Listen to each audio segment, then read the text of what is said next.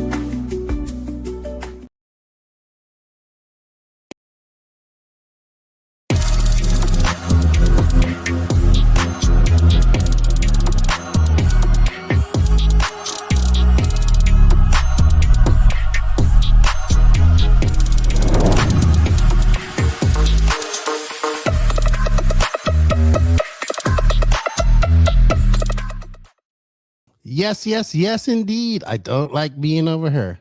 Let me get over there. What is going on, everybody? Happy Monday. Happy 2026. We are back for our first show of the year. And trust me, Max, do not try to one up your Finnish brethren and go, oh, you went 7 hours and 16 minutes. I'm going to go 8 hours and 16 minutes. We're not doing that. We're not one and up. All right. We're not going for 7 hours today. We're not. Max, if you try to one up JQ, I will kick you out of the studio. I should have done that on that podcast, actually. Yeah, but you should just chop it up and you have like 7 podcasts there. I mean, pretty much, but it drained me. It drained the last little bit of energy I had of 2025. I had to take. I took a week off. Took about 10 days off. Had to overcome JQ and his comeback because he's made a video about it. So let's see how everything goes, and I'm sure he'll be on here once in a while throughout 2026. But yes, welcome everybody. We are back. We're happy to be here. Thank you all for joining us. We want to say a big shout out to all of you out there, the NNRC squad around the world. Thank you for all the support. We greatly appreciate it. We can't do this without you. We are going into we started this in 2018, November 2018. So that would make it how many years now? I'd say this is going to be we're pushing 8 this year. We're going into our 8th year of doing the NNRC podcast.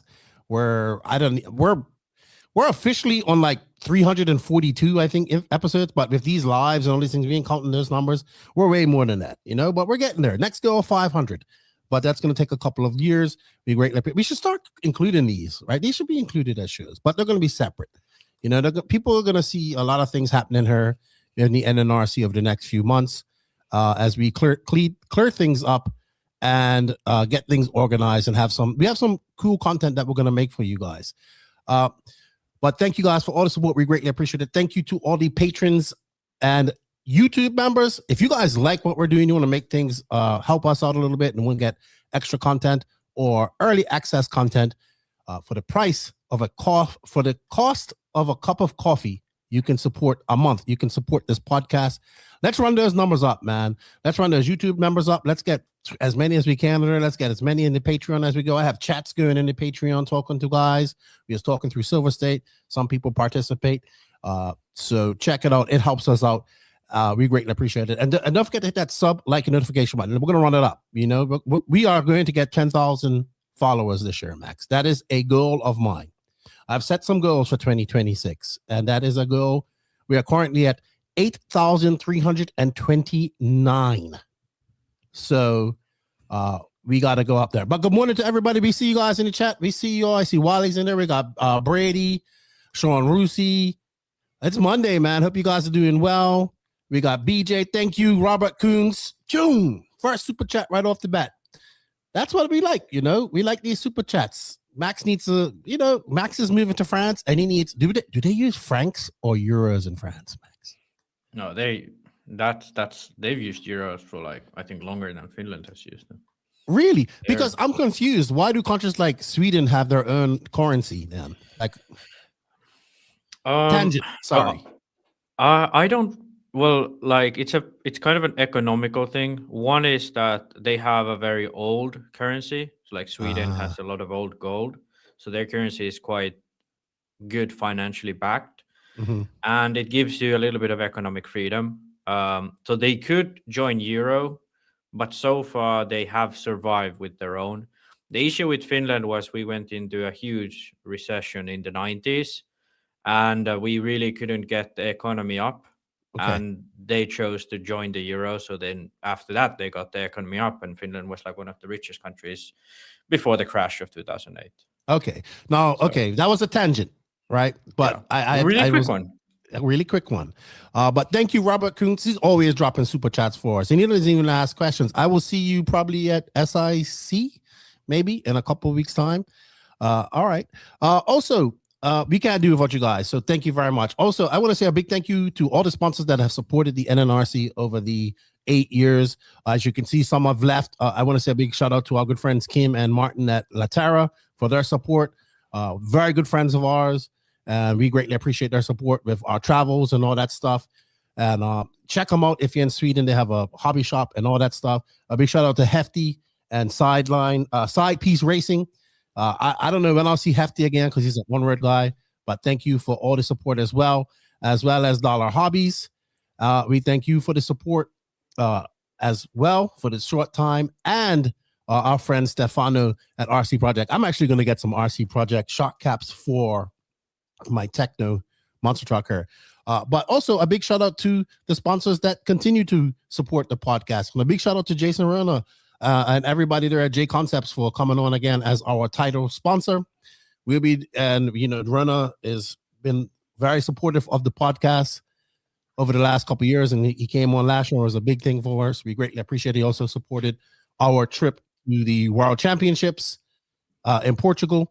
So we greatly appreciate that support, and we're planning some fun content along with some of the J Concepts guys and some projects for me as well to do. And I'm happy to continue to partnership with J Concepts.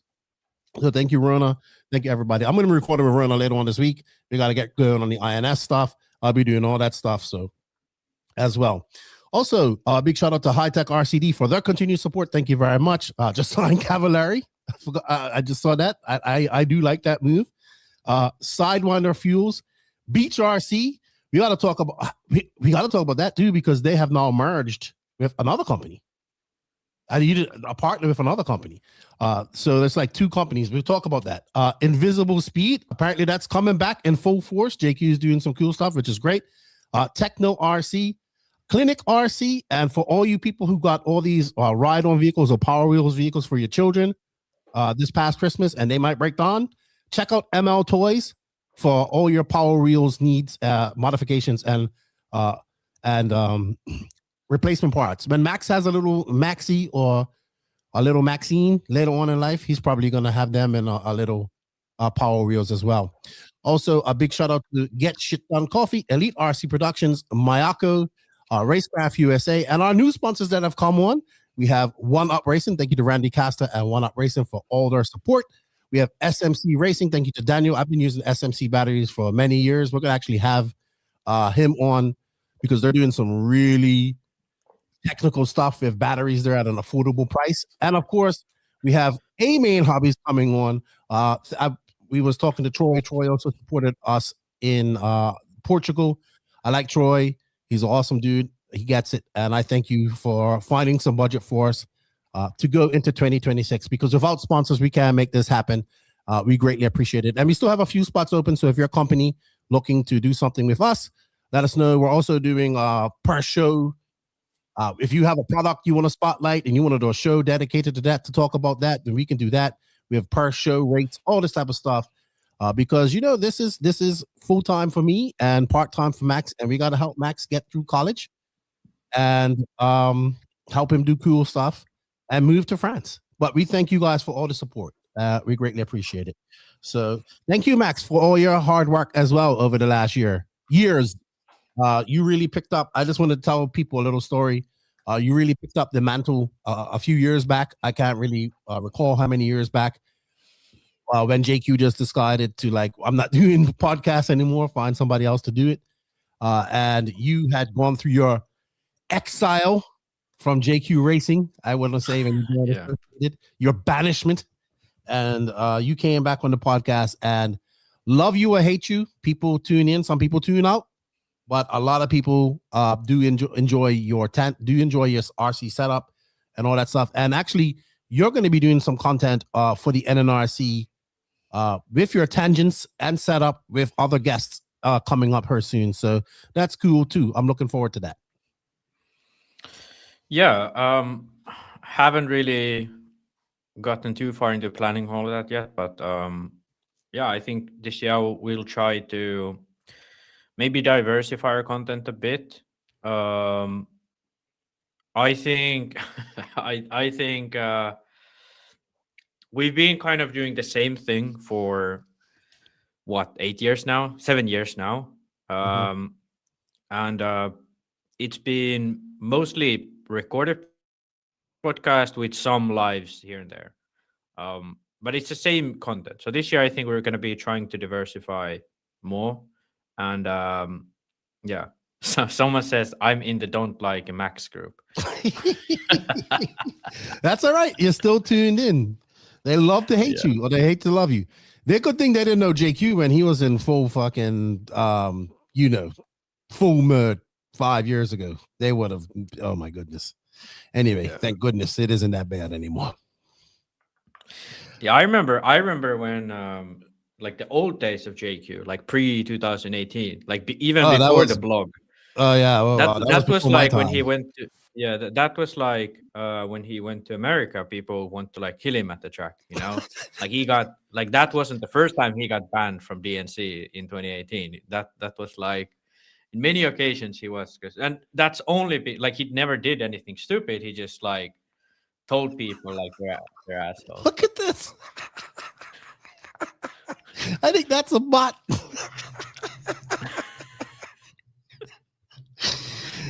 Of course, Joseph Fisher misses JQ.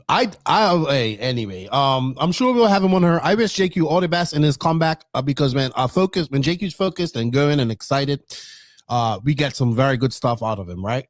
We still get the pain in the ass JQ side, but we get lots of good content. And one day, many years from now, people's gonna look back and be like, all right, this guy he was an asshole, but he was a genius, right?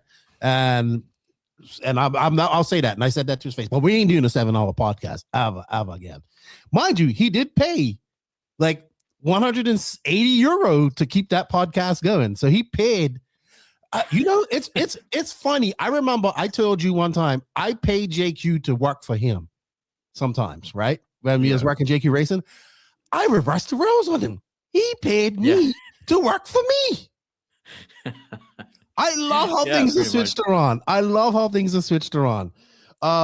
But it was, dude, people listen to that. Like people ask me to put that up on audio.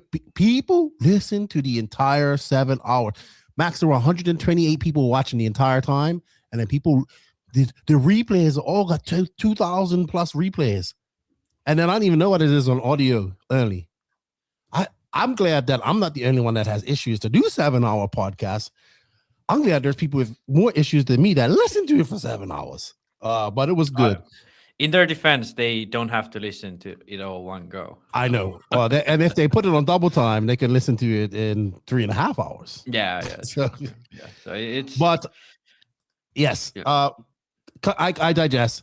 Thank you to everybody that has supported us over the years. Thank you to all the new sponsors. We have links for them in the written description. If you do like what we're doing here, you want to support us, become a patron, become a YouTube member. If you're a company, you think you like what we're doing here, you want to be a part of that, maybe you can't afford to do a whole year. We have shorter campaigns. We have longer campaigns. We have all of that going for you. So we greatly appreciate all you guys coming on. And yeah, let's get this rolling, Max. Let's look, see what I mean? But they have a podcast, Slowest Fast RC Podcast. That's the Alex, my buddy. It's Alex. I can't. What's the other gentleman name? We got we got Taylor. We got Delosa, Alex. I can't remember the other gentleman's name. He's like the techie guy. He's like their JQ. So I think I don't know. I could really use 6 inches of fun. I could help that person, but not right now because I'm in the middle of a live stream. We might have to. We need a moderator. We might have to.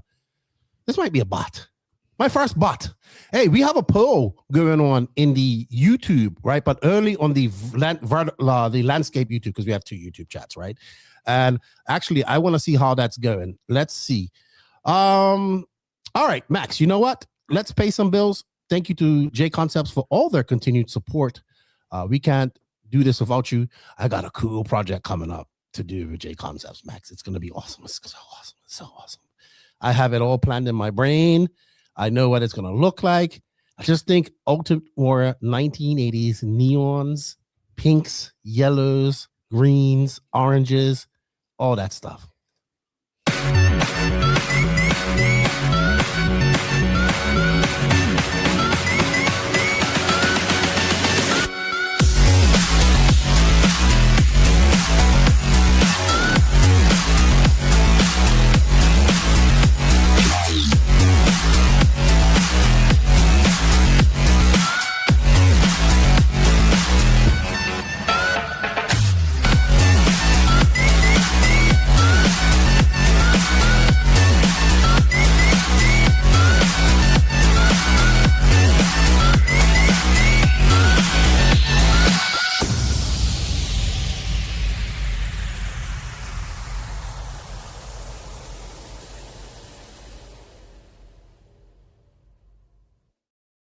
Alrighty. So we are contemplating who the bot is. Justin Slayton says it could be JQ trolling. It could be. He will be in her. He was in the chat. Oh my goodness. Remind me to talk about the RC Racing YouTube chat world after this, because it is amazing the content you get in there and the laughs you get. What's the Pavine guy? That's one of the biggest Mike memes of the Pavine. year. Yeah, I've missed every time he's been in there, but I haven't seen my buddy Lutek for quite some time in the chat. He's the one who keeps it going. He's not been in the chat for a long time. So I don't know what's going on with Lutek. All right. Thank you, everybody. We got Chemo in there. Salty did pretty good. Yes, the S-Works was the top car. Salty made the A final. Let me, Salty Joe, how you doing, buddy? Salty Joe. Well, don't ever ask Salty Joe to get videos for you. is he not the? I asked him every day. I'm like, Salty Joe, you just go over to the bleachers. Nothing. I did not get a video from him all week long. I'll get you one. Didn't get me one. Anyway, let's move on. Do we want to get right into some? Are we going to save RC news and silly season for our recorded podcast, or are we going to quickly touch on that right now? Well, I think I would like to touch on these 2 subjects just to get it going, and then we'll have a deeper dive on a recorded one. There you go. Go ahead. Yeah. Yeah. So we need to do an ad read. Did you do it? Did I miss it? No. Right. I did J Concepts. You can bring in the ad read if you want. Yeah. Yeah. J Concepts. Yeah. Okay. We did that. Okay. I'm Max confused. messed up the ad read live. This is not a professional podcast. Okay. I'll get to it. So, news as always, even in 2026, brought to you by High-Tech RC. Looking for top tier performance and reliability in your RC setup. High-Tech RCD has you covered with industry-leading chargers and servos for both surface and air applications. Whether you're bashing, racing, or taking to the skies, High-Tech advanced technology delivers precision, power, and durability when you need it most. From high-torque servos to smart, efficient charging solutions, trust High-Tech to keep you in control. High-Tech, powering passion, elevating performance. Visit hightechrc.com today. Thank you, High-Tech. I don't even know how many years High-Tech has sponsored us, but I think since from almost the beginning, they've been sponsoring us. So thank you, High-Tech. Yeah, thank you. And they just signed Cavallari. I had a talk with him. And Mike Mayberry actually raced this past weekend. Truggy, the funniest class in all of RC racing, and in my opinion, was the best race in the pro class at Silverstate. I just wanted to add that. But yes, thank you to High Tech for all the support. Go ahead, Max. Continue. Yeah. So 2 pieces of news, because we kind of decided we're gonna do a recorded one this week as well. So yeah, Hongnor is making a real push this year. They did like a GT push a few years back, and then it was kind of like Caster and well, more of these smaller brands that are like in the sort of regular sphere. They did a push like that like a year or two ago. People were driving it, but now it seems like they're actually making something of themselves. I see it all the time online. People either running the Hongnor and or then just like promoting it. I think, well, obviously Wally is running it, but I do think they signed someone from Europe, but I don't know who it is. I'm pretty sure they signed someone, maybe Darius or someone. Who signed? Wally, who did they sign? He's in her. Look, Yeah, he would. we're going to get Wally on her to talk about it because I have a whole conspiracy theory about this, but he probably can't answer that. Yeah. But anyway, yeah, we looked at their nitro buggy a while back when they released it. But now they released an e-buggy. They did have an e-buggy, but now they have released a saddle version. Doesn't look like anything too crazy. I have so many slides open here. All right, yeah, perfect. Yeah, so we have that new e-buggy with the saddle layout, like every other car, pretty much these days. But I do think it still looks cool. Sort of an HP style car. Lots of the HP style parts. This is probably the coolest thing about it. Adjustable caster blocks. Yeah. Other than that, pretty much a regular car. But why I think it's worth talking about is the fact that we have another brand on the market. I think that's the biggest thing about this. And I think A Main are distributing Hongnor, so they have good stuff on the distribution. Wally is driving it in America. In Europe, I'm pretty sure they're making a push as well. So I think it's gonna be one of those brands that's gonna come from the ashes. And I think if this becomes popular, HP is gonna be dead forever. You know, like there's no way you're gonna come back with an HP, which is pretty much looking like this car exactly. You know, like there's geometrically there's not much difference. It looks the same, but this is probably a bit cheaper and same quality or even better quality. So yeah, I think this is like the final nail in the coffin for HP. If Sparker wasn't that already. I have a whole theory on this. I think I've told you, I've said it on this podcast. I think now that A-Main's distributing, looks like they're going to be distributing it, as I've been told, I haven't confirmed this. Hongnor makes other products, non-racing, bashing, all this type of stuff. I think A-Main is gearing up to throw its hat in the fight, or hat in the ring with Horizon and Traxxas. That's what I think. And then a race team on the side. Yeah, and then a race team on the side. Maybe. I this is what I think is gonna happen. And you know, being as I don't want to brag about me being in silly season again, because you know people get upset. But I have a feeling that this is gonna like, and I hope this works out because I think this is where Nick is very good. Wally's very good. I think this is where he like. I have always visioned Nick as a general manager of a race team in RC, right? When I mean that, like a Brent Tauke type of person, a team manager type of thing, general manager, I would say, with working so close to A-Main. So we'll see, because I want to see, while he said, I saw one of his posts, he said 2026 is your year to make it. And I was like, you guys got to keep grinding, because you got to remember the diamond mine meme, right? And but that's what I would, in a perfect world, that's what I hope happens. And then they have a whole bunch of cool ready to run stuff that I can hopefully get my hands on and break and go drive around and do crazy things on. And they go right after Arma and Traxxas for that ready to run market. And then we work on, and then they have a race team attached to them. Yeah. I love it. Yeah, I think that's one of the things that I've been a bit,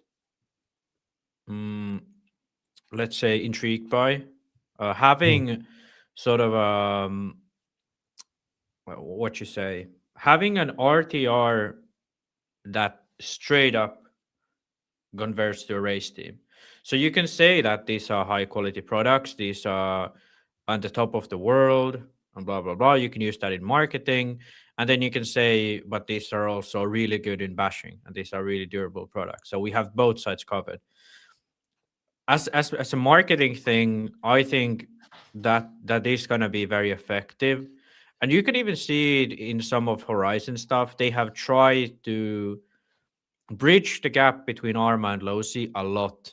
Like, even though Arma is derived from Durango, and has pretty much nothing to do with the Losi brand or TLR brand for that matter.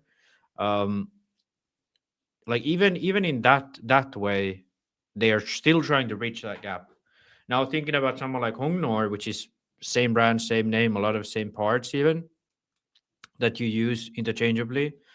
Yeah, I think that's a strategy that could be a winning one marketing wise, and especially in terms of distribution.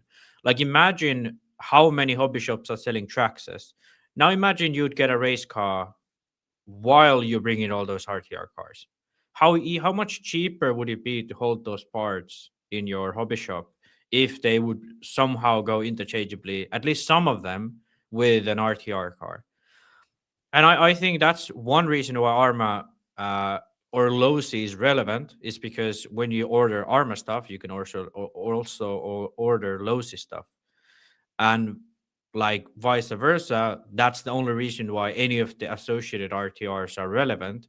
Those cars really aren't that good in terms of the bashing RTR market, but because a lot of the hobby shops that are directed towards racing can order the associated RTRs. So I think there's a big benefit for hobby shops, especially the smaller ones, if you can make that work, this sort of race and RTR market, like brand that covers both in a successful way. So yeah, I wish Traxxas would have like been one to do that. I've heard that they did have some tries at a race thing back in the day, but they've kind of put a lot of money in outside of RC marketing. So I don't know. To me, they don't really seem like an RC brand. Like, they seem kind of like a hobby brand that just happens to build RC cars. But I mean, yeah, of course they're an RC brand, but yeah, that's just sort of my thought on it. Yeah, I get all of that. Isaiah brings up, and one thing I wanted to say before I get into Isaiah's comment is that A-Main has the infrastructure to do this as well. They have the two big warehouses on the east and west coast. They have the Hobbyton thing going for them. They have various different online hobby shops that people run and whatnot like that. And I think I'm going to have somebody from A-Main on to talk about all of this. Another thing I want to talk about, but we'll probably talk about that in news, was J Concepts also becoming A-Main becoming the sole distributor for J Concepts products in the USA. And I've talked a little bit about that as well with Jason, and I kind of understand why they want to do it, but we'll talk more about that. We have these also. Silly season move was Cavallari to Alpha Engines. We'll talk about that on the following news. The merger or partnership of Beach RC and what was the name of that company?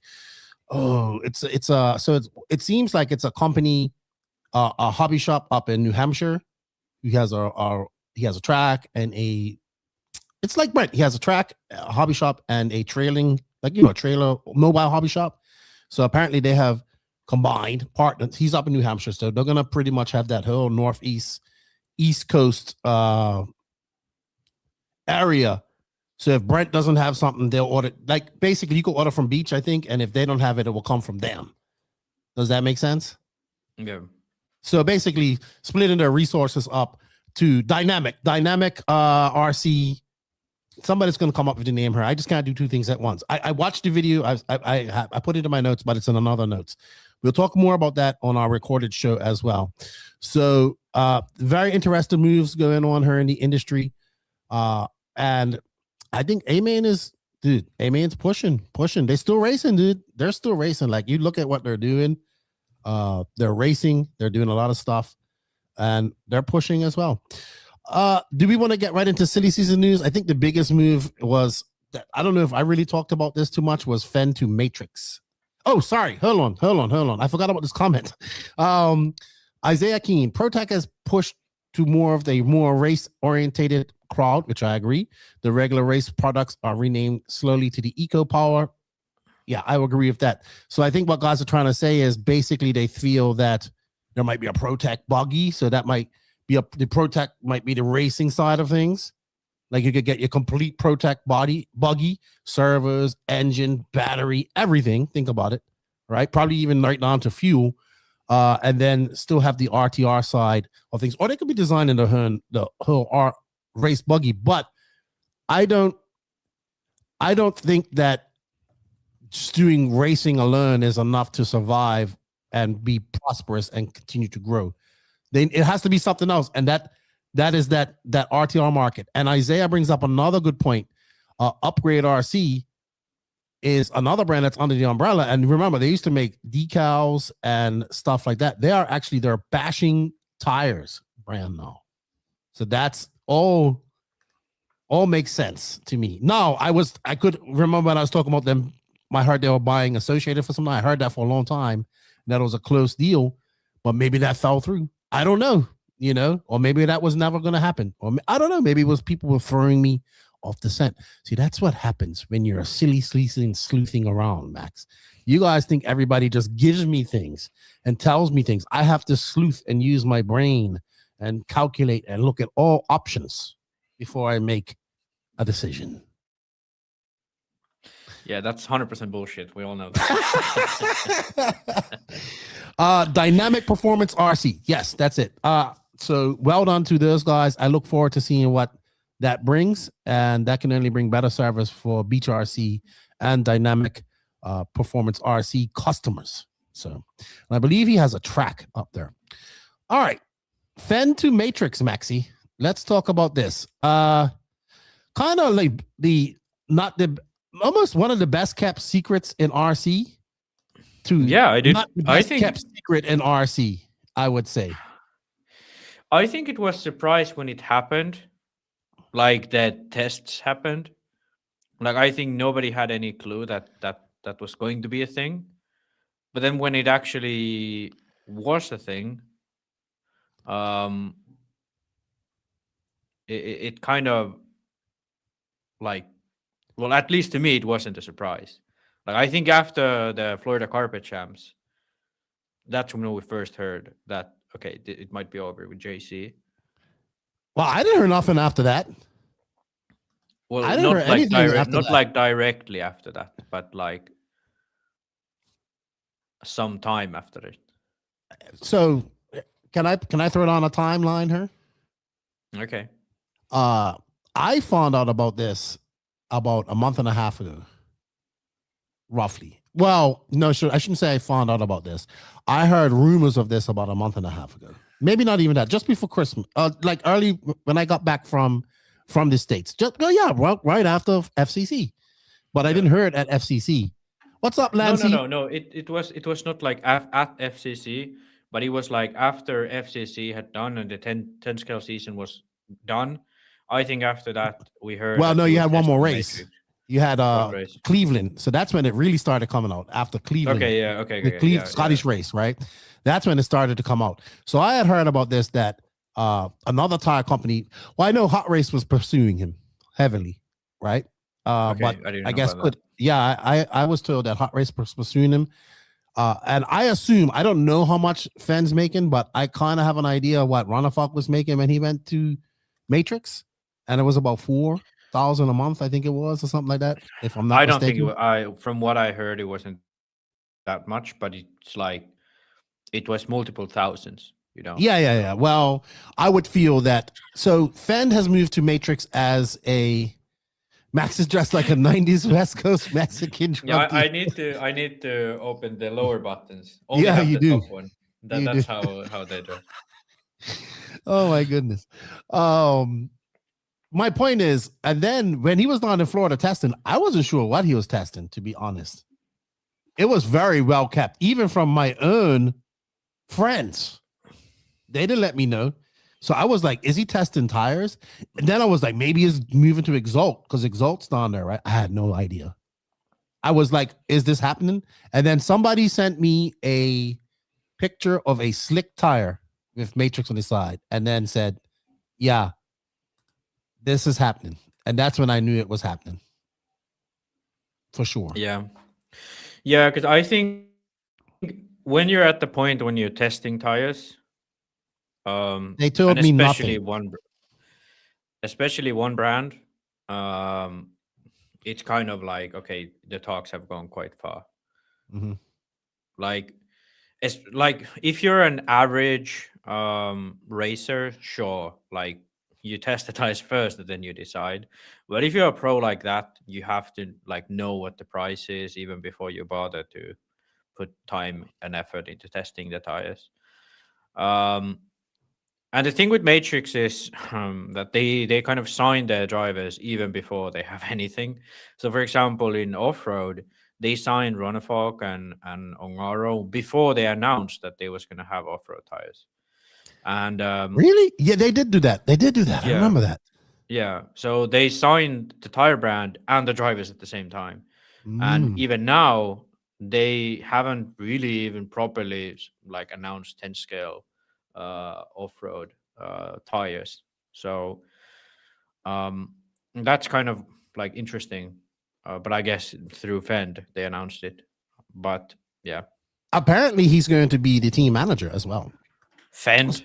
Yeah, he is the team Oh yeah, manager. it said on the post. Yeah, I was confused when I read it that Fend is gonna be the team manager. I'm like, hey, would you take like the best driver in the world, Max Verstappen, and he's gonna be the fucking team principal at Red Bull? Like what the fuck? Like to Well, me, can I that's explain? Can I crazy. explain why I think this is a Yeah, great move? So, Fend, I think Fend learned something from the TLR debacle. What happened to him? Right? He put all that time in and got let go. And he has look, dude. Life changes when you have a little mouth and to feed that depends on you. Life changes for you, right?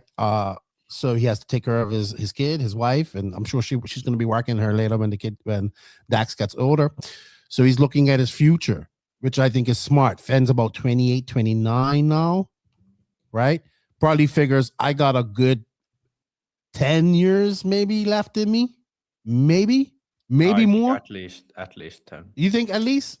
So we will Yeah, see with he's Mayfield. so fast. Okay, Yeah, well, yeah. yes, but let's see.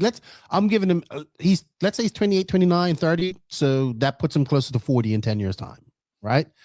I got 10 years time, 10 years time. I got 10 years time to build my brand, get my feet wet in the business of RC and build everything up and stack money and wins for the next 10 years as much as I can. So when I am done with RC racing, I have a future either in it and I've already built my brand that way and I can move forward and still be in the industry and do what I love, or I just going to be I have to use Cavallari as an example like this. So Cavallari is just a racer, right? Never he has a plethora of accolades, right? He's one of the most world champions of the guys we talk about, one of the most really champions under the guys we talk about right now that we're talking about, all this type of stuff. He's won every big 10 scale race out there, pretty much every big 8 scale race out there, right? But he did that at an early time in his career and never really worked on his brand. So now he's in the twilight of his career, almost 40 years old. And you see all this brand skipping that he's been going through, right? Whereas you see a guy like Mayfield, no problem getting a deal because he's Mayfield and he has built his brand as Mayfield and has established a relationship with Jason and J Concepts. So he's kind of set after life. So I think Phend's looking at all of that and just he's planning for that later stage of life, right? And it's going to come a point in time, because I'm coming to that point in time at times as well, where spending 3 weekends on the road and being away from your family for 3 weekends, right? It gets tough. And then not only that, you're going to be doing a team manager job.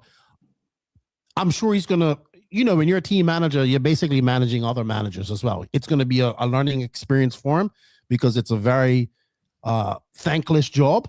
It's probably one of the more difficult jobs I've ever had in my life. And I've been a prison officer and a fireman.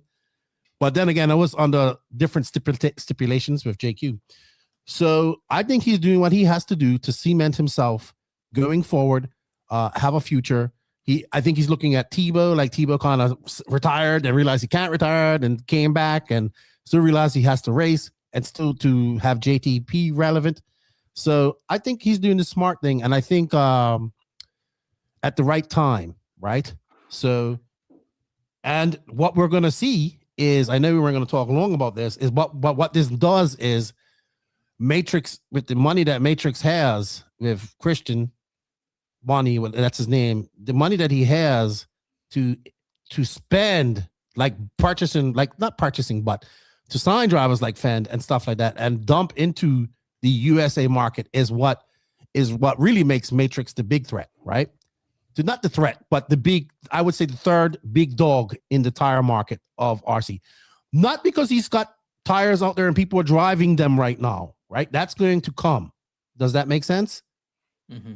But because he has the money and willpower and passion to go up against, him and Nicola at Hot Race have been going against each other for years, right? And like they are bitter rivals, right?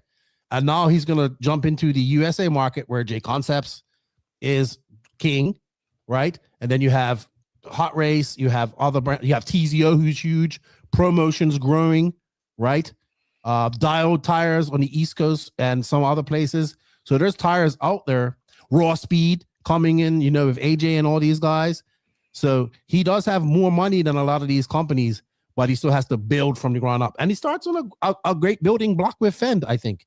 And this is going to be Phend's time to hone his skills, learn what he needs to learn about the business of RC, building his brand, and going like that. And it's going to be, I think he's made the right move for long-term longevity in RC racing.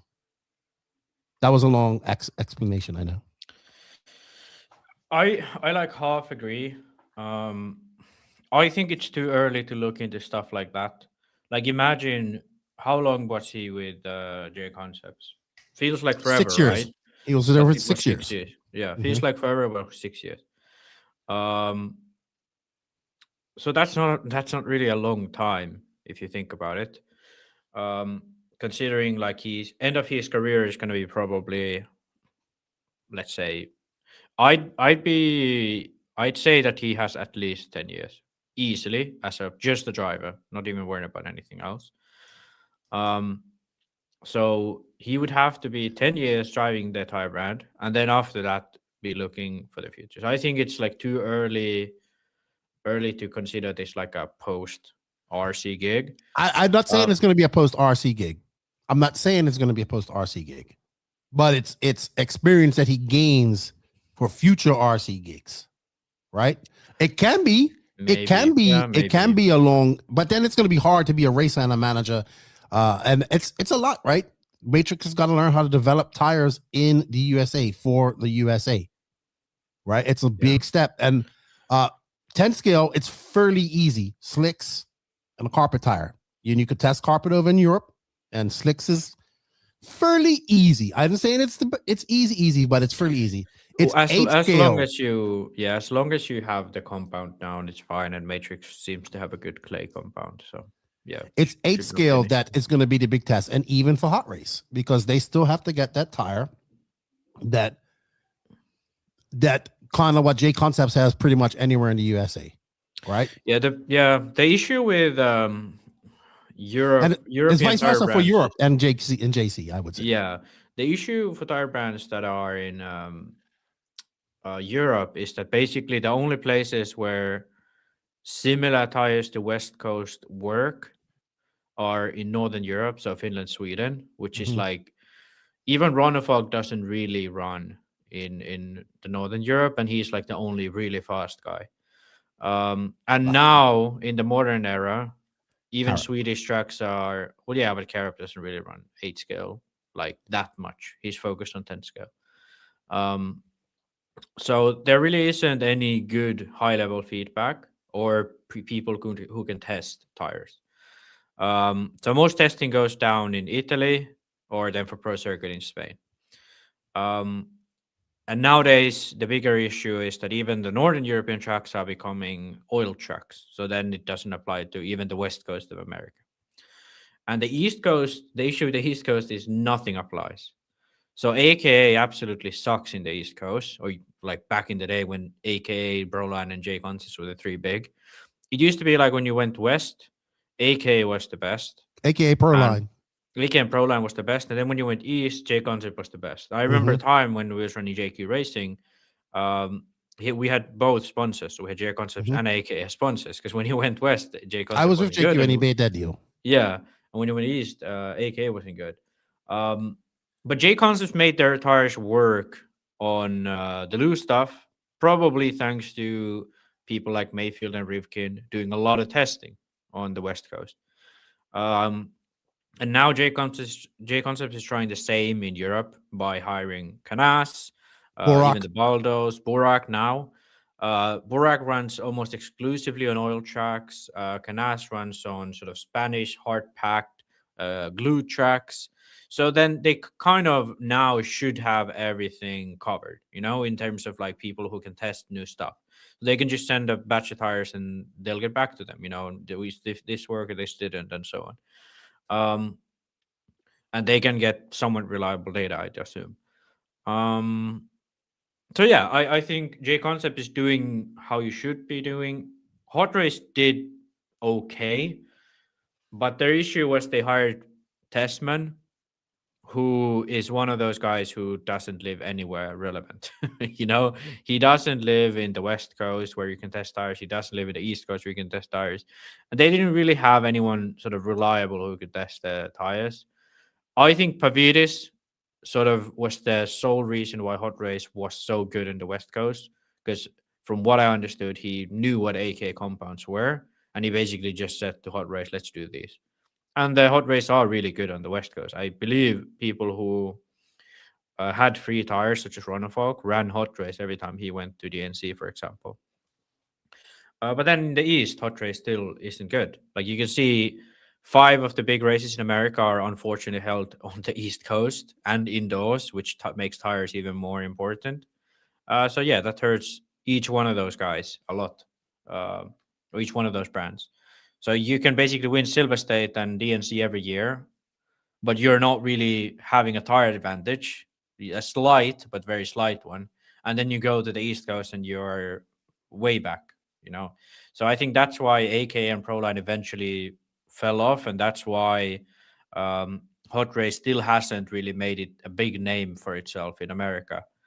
I think now, thanks to Thornhill being such a big thing for the last 2 years, and then some of the tracks in the East Coast maybe becoming more abrasive, they have a bit more of a shot at making a thing. We saw that at the last nationals with what's his name, Lemieux, and then even Horn to some extent having some success here and there. And then obviously 10 scale, they've been really successful. But yeah, So I think that's going to be the biggest thing with Matrix. They will be decent on the East Coast, but I think their issue will be West Coast, as we saw it with Ronafog at DNC. really, you think so? All right. Well, that was 2023, right? So they've had some time. I'll tell you what, Savoya was on them, and he made the main and finished what, 6th this past weekend.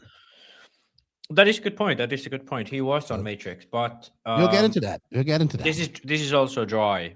tracks. Well, it was So wet. it's a bit different. It was wet. They watered it. Oh, they watered the shit out of it. It was Okay. wet. Maybe they have something new. I could be wrong, but they haven't been on the They've West had Coast time. for a They've had while. time. Hey, Yeah. they have had time. We'll. I think we'll dive into that. I don't know what you guys think. Do you think? I will say this: they had a very impressive debut at the Clash on the slicks. Hot Race has been kicking ass in 10 scale tires as well. So I'm looking at it from that side because I'm in that world as well. I'll get to see my first taste of mate. I don't know. I don't know if Fenn's going to SIC or TNR race because that's the same weekend, unfortunately. Both races. I would love to go TNR as well because it looks wicked. But I don't know who's going to where. So it'd be interesting to see what if Fenn comes to SIC. I'll see what he's running there. If not, I will see some Matrix tires at INS because Talon Henley's running for them in stock. So yeah, but we'll go over that and more silly season moves because we're going on for an hour, and we want to. I know people want us to get into Silverstate and do some questions and all that stuff. So we're going to do all of that. But let us know in the comments, what do you think is going to happen? I think Matrix has enough money. I think it's going to be not only now we have a chassis war every time we hit the track, we have a brewing nitro engine war brewing with Reds coming on strong with Fuller and this, as well as now maybe Cav to Alpha, maybe with Ryan Lutz Alphas, and then we have the Ultimates, and then, but we have something brewing. Nova's coming along. They just released a Burak Kilik engine as well, so we'll see what happens with that. We have an ESC motor war going on as well, both in 10 scale and in 8 scale as well, I would say, to an extent, but more in 10 scale. But now we will have a tire war every time we hit the track in both 10 scale and 8 scale at these races. But to be fair, I think this eases up J Concepts a lot because after Proline cut their pro team and Drake and Bornhorst and all those teams left, like JC absorbed mostly all those guys. Right. So I understand JC's thinking with Fenn. They're like, hey, we have Rivkin, we have Mayfield, we have all these guys. We have to make a decision. Do we pay Fenn what he wants? Or do we, they have so many people, they have people that can still go out there and win and do well and all that type of stuff, right? It was a question, did they need to have Fenn on their team? They wanted to have him, I'm sure. But do they need to have him? And that's a business decision you have to make. And that comes down to, do you need him to have him to pay whatever he's wanting to be comfortable on that team? So that's what it comes down to. Yeah, I think, from directly sort of, how would I say it? Result standpoint, if I only cared about results and I was like Jason Royna, I would have rather kicked or let go of Rivkin and kept Fenn. But then when you think about sort of the business side of it, I think having these characters such as Mayfield and Rivkin, who are basically forever, if they ever leave J Concepts, I don't really know what the fuck are going in their head. Both of these guys pretty much owe their careers to Rona to some extent. I would say that, and I would say that, and this is no disrespect to Fend, I would say that Rivkin has built up more of he's younger, right? So he's been, we're going to talk very good about Rivkin in this podcast because he said that we never really talk bad, we never talk good about him. So I hope he is listening.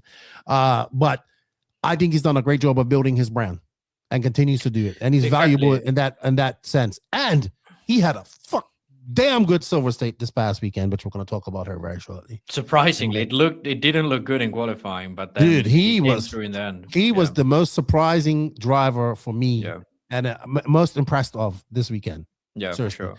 All right. Anything to add before we get in? Good morning, everybody. Joseph says buying podiums. Doesn't everybody buy podiums at some point? I mean, you have to pay for them. I think the biggest buying of podiums is when they when Matrix went for Ongaro. It's like you can give an Ongaro a fucking plank with some rubber you found in the trash, and the dude's gonna win. I don't know how, but that guy's like, if there is a driver who can make any piece of shit look good, it's him. And I'm not saying that his equipment are a piece of shit, because he's pretty much selected all of them by himself. But he can work with anything. Similar to Mayfield, I think he can work with almost anything. Awesome. All right. Well, I say we get into Silverstate talk, and that is brought to you by Invisible Speed. We still don't have a new intro, new video. Let's for have that. the stop scrolling. I like that one. Yeah, I do too. Yeah, stop scrolling. Stop scrolling. You want to be Lewis Hamilton? Learn something new with Invisible Speed. You can't do everything at 100% maximum speed. You have to be smooth.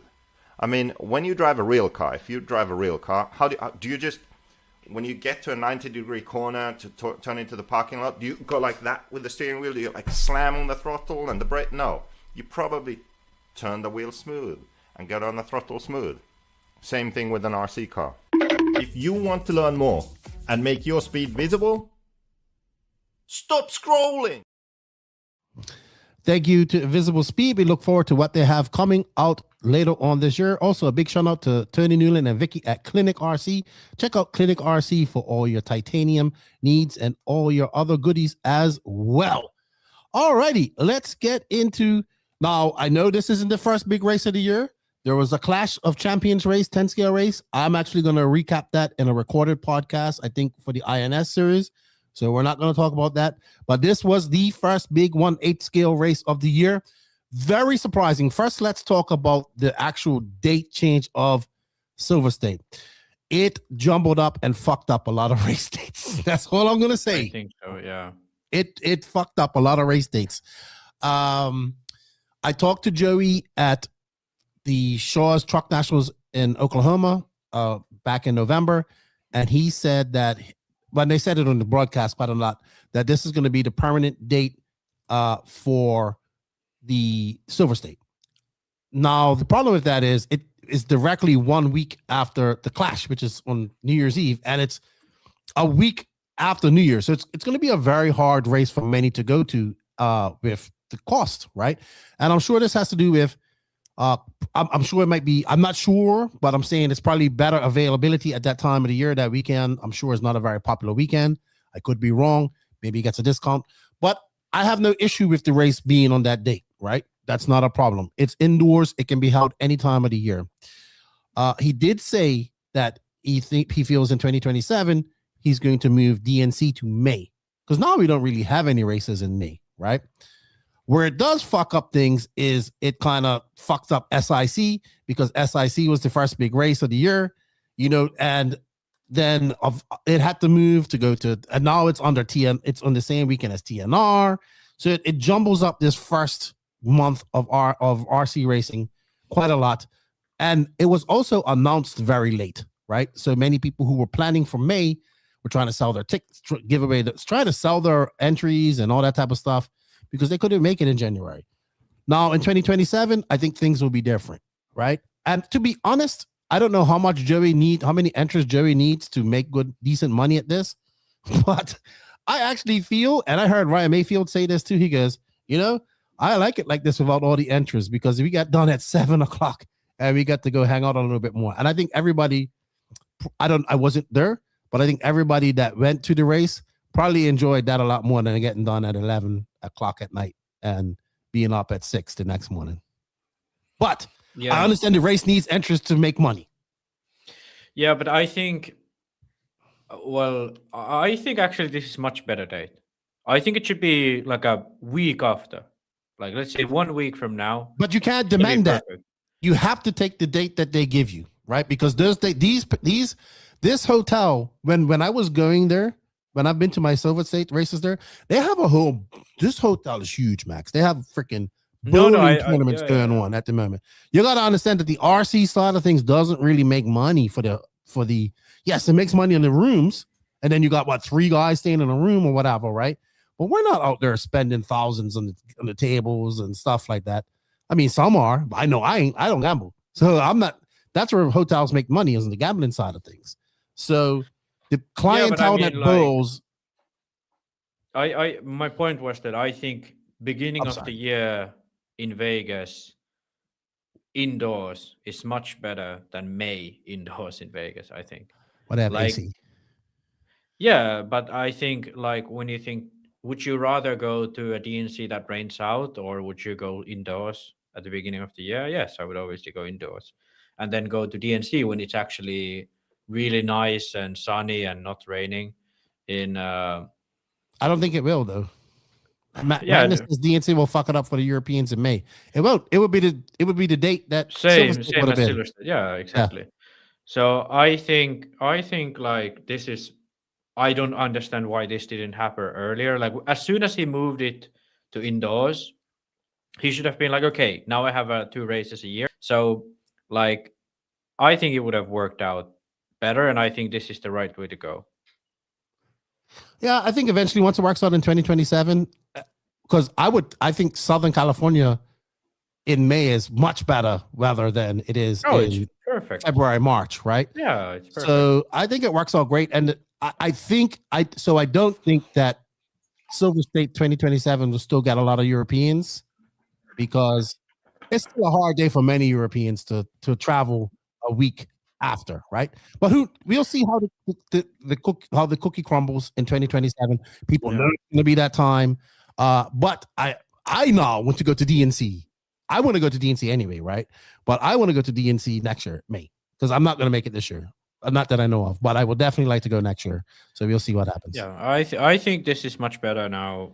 Sure, this year sucked. The only thing I think they did wrong was why do you announce it this late?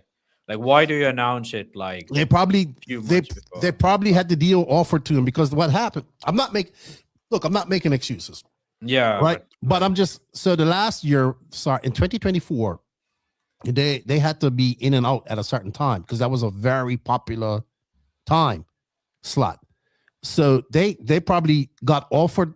I'm assuming. I don't know. I didn't ask Joey this. I didn't talk to him about it. But the only way I can assume that you were locked into a date like this is if you had maybe a better deal or a better what's the word I'm looking for? Maybe better conditions. Maybe you don't have to be in and out of there so fast, right? You have the week prior to build. Because last year he had to build the track in a day and dismantle it in a day.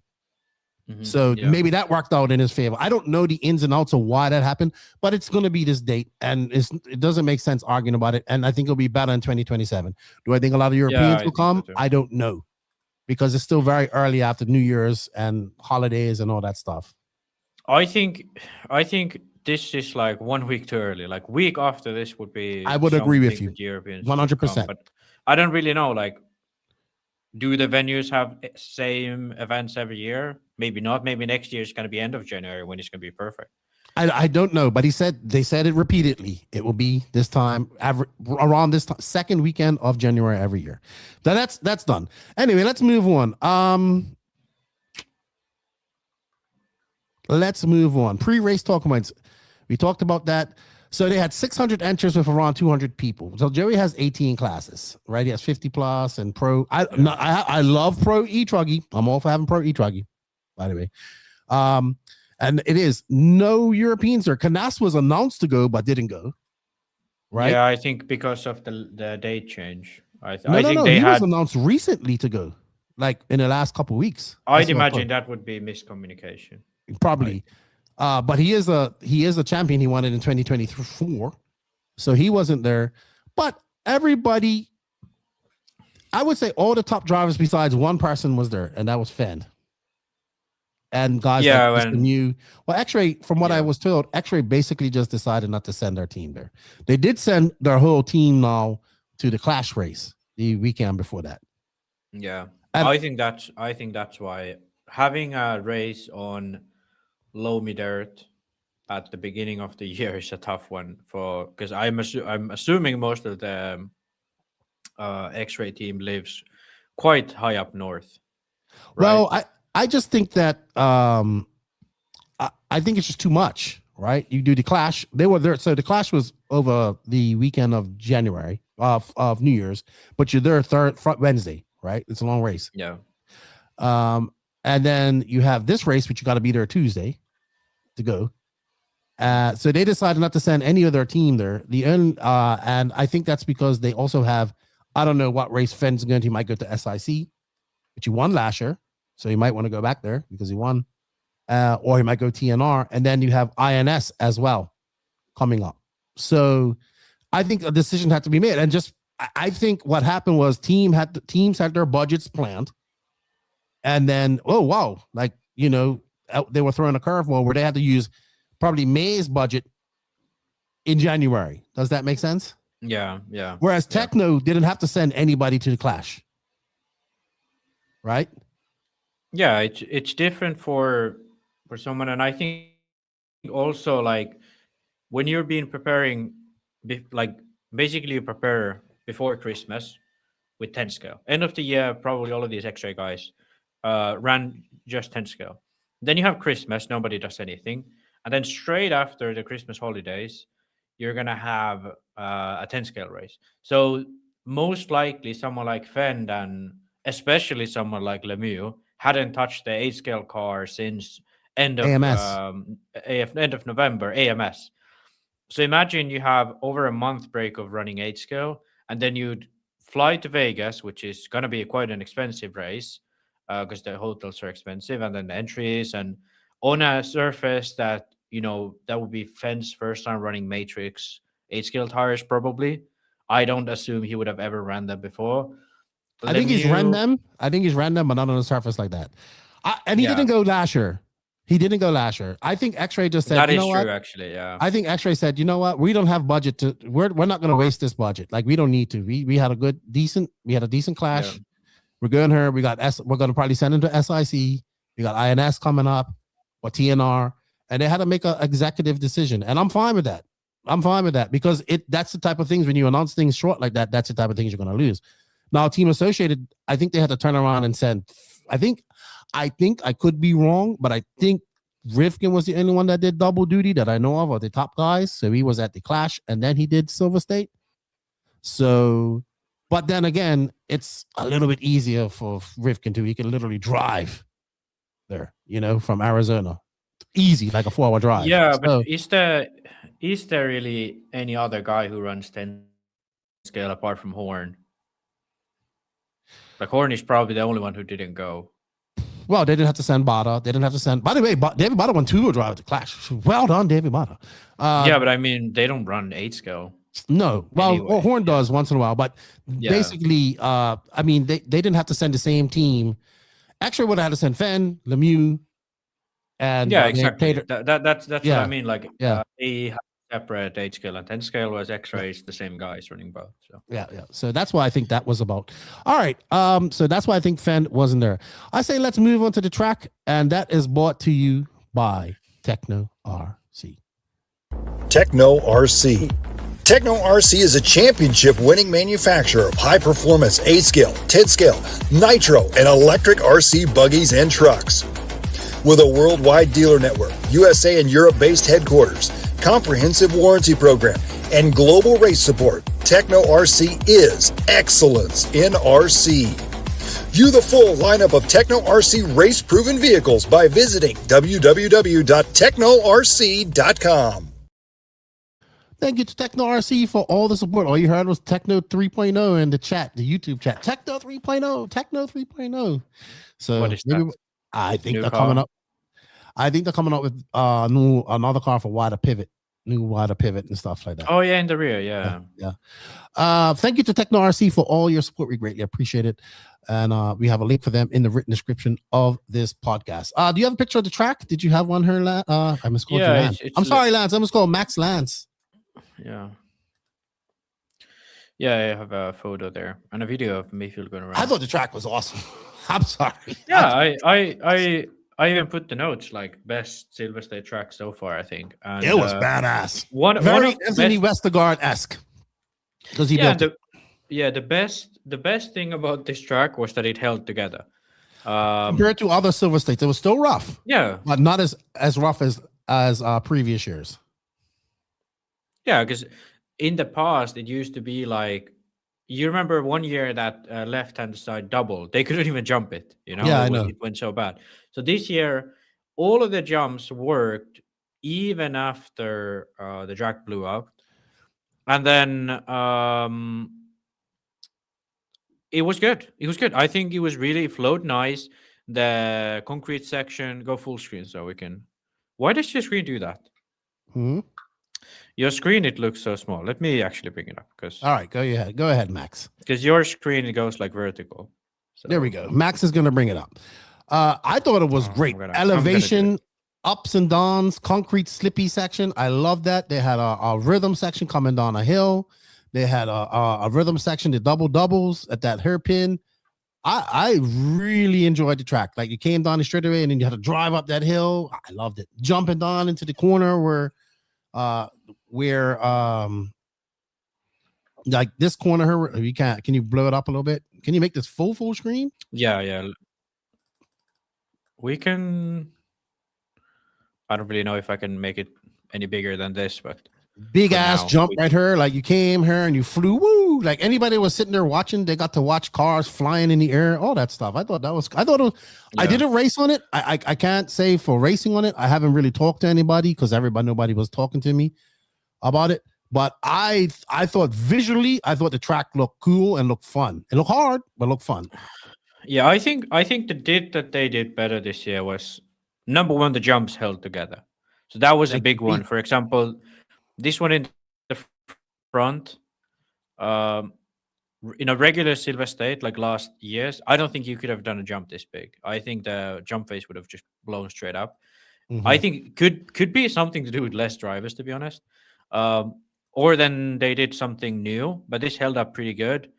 And I like the slippery section because you could take the inside and power out, or you can take the outside, and there was some good moves there. Elevated back the rear of the track, end of the track, back end of the track, really good. That jump into the whoops you can see there, that was good. Nice step up here, step down, and then the hip jump on the corner. And this double on the right hand side before or after the staging, that's something I was really concerned that it's going to blow out really bad and nobody would do it anymore. It would be like single. But it held up pretty good. Even from the Some of the inside, most you could exciting see the racing jump. happened there. Yeah, so this track, I think the only section that would have broken up in a previous, or the only two sections that would not have worked in the previous years where the jumps didn't hold together was this double and then this big double. Everything else was kind of like similar to previous Silver States, but I just like think they were really good. They had more interesting stuff than in the previous years. Even the step down, even if it got a hole here somewhere, you could have still, it's a step down. It's not a step up like a lot of the other stuff. So yeah, I think it was really good. Mike Fuller, congratulations, team Fuller. The track was drier and packed with a way big roller, so it did not blow out this year. Yeah, That's what it looked like. That makes sense. Yeah, that makes And sense. that's what it looked like. It looked like it was packed. So my question is, did Westergaard build the whole track? Because it looks like a Westergaard track. Like Yeah, it it does. definitely, the thing that you notice a Joey track from is that some of the lanes are really wide and some of them are really narrow. That's kind of Joseph once said to me that when Joey starts building a track, he doesn't draw it up. He just like starts driving his bobcat around, and then at some point he runs out of space. So that's why some of the lanes are narrower than others. But this one didn't have it. Robert Coombs, if you want to watch landscape, we have both vertical and landscape on YouTube. Sorry, I know it's confusing some people. We have both. I like the track. It made for great racing. It made for great drama. But Silverstate has made for good racing because it gets rough. But it was nowhere near as rough as I have seen it in years past. And I don't know if temperature had anything to do with it too, because it was colder, maybe. Did they have the AC on there? Anybody that was there? Because it's usually cold there. Marion says Anthony built it with direction from Joey. Yeah, I think so. Anthony, I could see where there's elevation and all that stuff. That's where Anthony built it. because that's his thing. So it was good. I liked it. I was excited to see. Someone said that the heat was on, so that would actually explain a lot of it. So if they didn't have, because when it's AC on, it's gonna suck all of the moisture out of the dirt. So what happens then is there's nothing to bind the dirt. So when the outside air is like cold, it's obviously a little bit drier because it's cold. And then when you heat it up, you get more moisture in it. So it's gonna keep the moisture in the dirt. It still looked dusty as shit though. It looked miserable in there, or smoky. Yeah. I don't know. It looked bad. But that makes sense. But I think it's more about the exhaust than the yeah, they did look exhaust. Derek says, I dated a chick who could do the same. Max used a little bit of physics there, a little chemistry and physics. No, chemistry. That was chemistry, right? No, was that chemistry? Well, it's a bit of both because the moisture in the air is dependent. It's kind of thermodynamic, so that's, I guess, physics. Team 11 says heat will also dry out the air. Are we gonna have a? Please don't let this be our attention on heat. Please don't let this be our attention on heat. Well, it depends how you do it. Because if you don't have this, if you have a heat pump, you can get it cold. I think it also comes down to this too. They were able to get the track done and pack it really good. Think so. Yeah, I think so. But either way, track was good. And one thing I noticed was it was almost like polished on the racing line. Like there was almost like a blue groove on the track during the mains. Some parts. So I think that proves kind of my theory that there was more moisture in there, because that's what happens when you have moisture. But either way, was it moisture or whatnot? I think it was good. I think having a bumpy track with a little bit of like a blue groove, I think that's really good. And that being said, I do think it seemed a little bit more like slippery, like because the loam generates some grip, but I think like you could see cars like spinning a lot or sliding a lot more than, I think it was pretty dang good. Yeah, I have no complaints. It made for good racing and exciting stuff. Okay, Pro Nitro Buggy was exciting until Fee flamed out and then Mason Fuller ran away with it, right? And I would say the same about Nitro Truggy, but both events, Pro e-buggy and e-Truggy, and the little bit of kerfuffleage that we had in the beginnings of Nitro Truggy and Pro Nitro Buggy were awesome. That's all I have to say. And the internet went wild. You have a video of Mayfield. Do you want to just show the track, or do you want to pull that up right here? You can pull it up. I don't know how it's gonna. Yeah, why does it have this narrow screen on yours? I don't know, Maxi. I know why. Let me see if that fixes it. Now it's fixed. Yeah. There we go. I had it open up in a different tab. My problem. My fault. Always my fault. All right. So there's a video of Mayfield e-buggy. Yeah, I don't know if it's just me, but it could also be that now that there was not as many bumps, the drivers could slide the car more, because you could see Mayfield like really putting a slide on the car in some of these 180 corners, sort of rotating the car from the rear, which often at Silverstate you can't really do. So yeah, I think it could be also down to the fact that there was not as many bumps where you have to be more point and shoot, especially this corner. Mayfield liked to slide the car a lot in the mains. I like the track. I thought it was good. It did what I expected.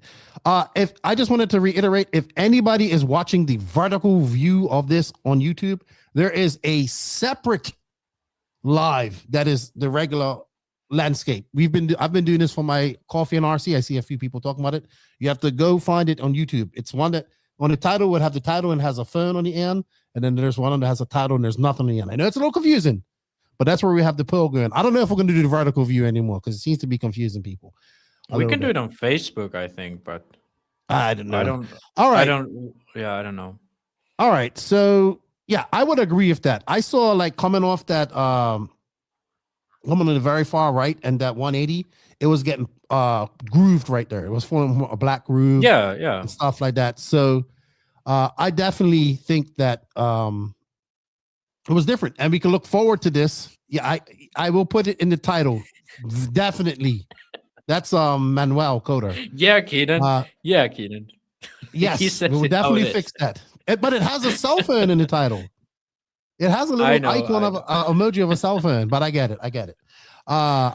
So we could actually show comments here, actually. So that would be fun. No, someone's gonna comment something offensive. No, How do you get it up? no, that's fine. We can see it. I like it. We're leaving the comments. No, but somebody comments something that's gonna get us. It doesn't matter. It's comments. You know what? Let's get into the race that is brought to you by ML Toys. For all your ride-on modification needs, do me a favor, guys. Go on over to the Power Wheels podcast right now. All of you on a different device, though. Don't leave this chat. Go on a different device. Go search Power Wheels podcast. Hit that sub-like notification button for me, please. Help me get those numbers up on that channel so I can make it worth something. Please do that. With that said, thank you to ML Toys for all your support. If you're looking for some hop-ups for your child's ride-on vehicles, check out ML Toys. Are you looking to take your ride-on car to the next level? ML Toys makes it easy with plug-and-play modifications like motors, speed and brake controls, and more. ML Toys is the one-stop shop to make your ride-on car the coolest car in the neighborhood. All right. Magnus says, we're fucking old. Don't make it any harder. Don't leave those comments up on there. Don't you touch that again, Max. You know, I'm old enough to be your dad. I'm have to scorn you. Thank you to ML Toys. All right, Max, qualifying. E-buggy. Felong Win, Wiggins, and Lutz. He's always fast at Silverstate. Always fast. Yeah, it seems to be his sort of specialty race. By the way, do we know if they run the MP11? Because when I was doing these notes, I was like, oh, he's looked really good in buggy. But then I was like, is it actually MP11? Because I don't know if it's now out to yet. look at some of the pictures because I just realized it. Yeah, Robert Coons also asked if there's any under the hoods of the Techno buggy. Curious to see if anything's going on other than wider pivot. Oh, hopefully I'll let you know after SIC.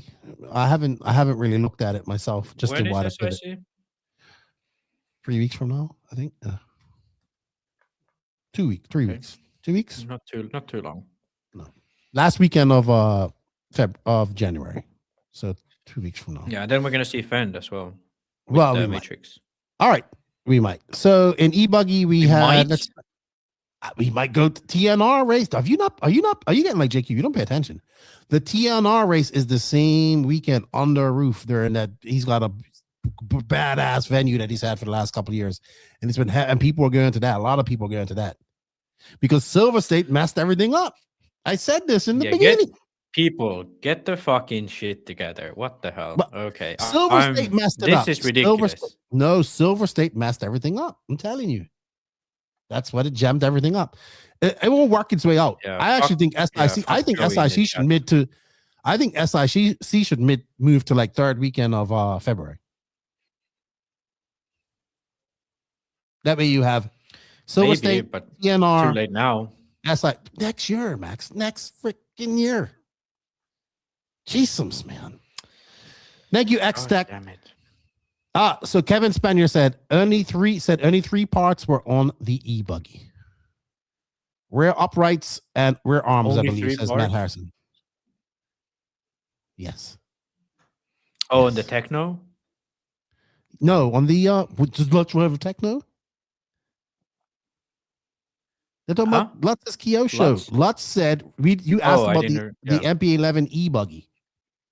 Lutz said rear uprights and rear arms, I believe, from the MP11. So the front end was still really?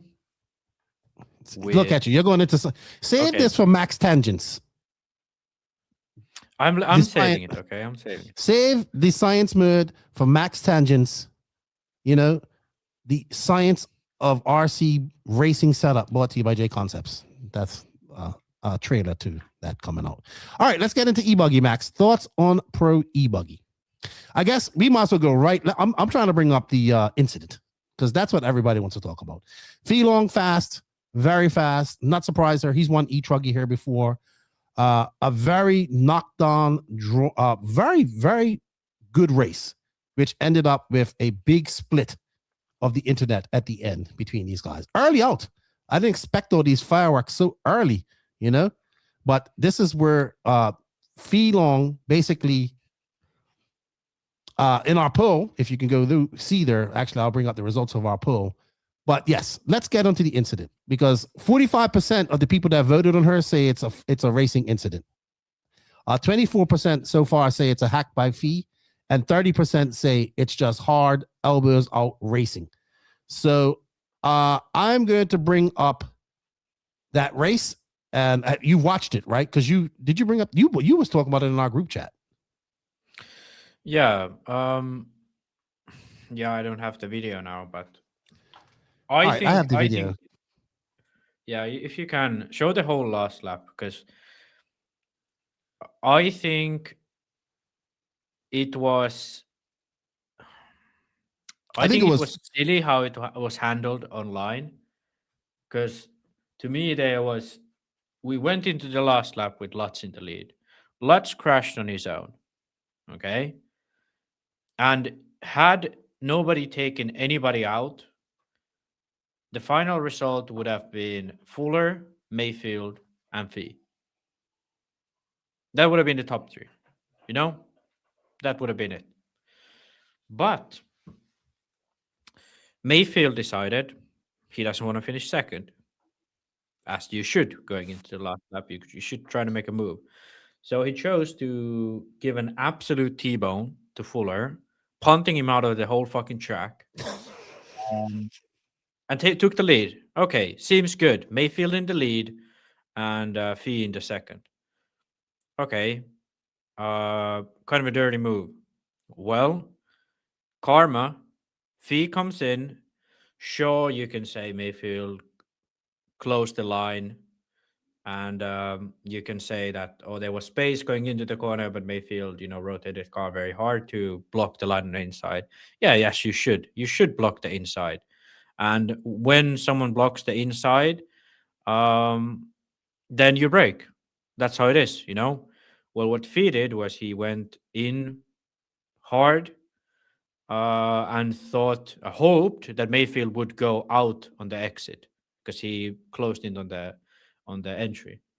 Well, Mayfield didn't do that, and they contact. 100% Fee's fault. In my opinion, no fault from Mayfield whatsoever. That he left a space on the inside, but it's kind of like he really couldn't have done much differently there. Maybe hold it a little bit tighter. He could have done that, but that's about it. So here you can see lots, like he has to single the big double because he hit some bump. And this is where the Mayfield takes him out. You see, it's behind those result banner, but he overjumps that tabletop, straight up T-bones Fuller. He lands. See that? Mayfield lands on the flat, straight up T-boning Fuller. No, like not even trying to make it look like a block pass or anything. Straight up T-boning. You can put it on, what is it, 0.25. You can see the angle of Mayfield's car to Fuller's car. It's like this is like the biggest hack I've seen in a while. It's like it was pretty bad. Doing? Yeah, what is he even like doing here? Do we have it? Yeah, we have slow-mo now. So unfortunately, we have this screen there, but you can see way over jumping. And he lands flat, so he has no control over his car at this point. And punts Fuller out of the track. And you can see the marshal going for his car. And Fee holds the inside behind Mayfield. So if we had a referee, that would be a penalty. Okay, so Mayfield wouldn't win this race. And then we go into the last corner here shortly. He's actually putting in a pretty good run here behind Mayfield.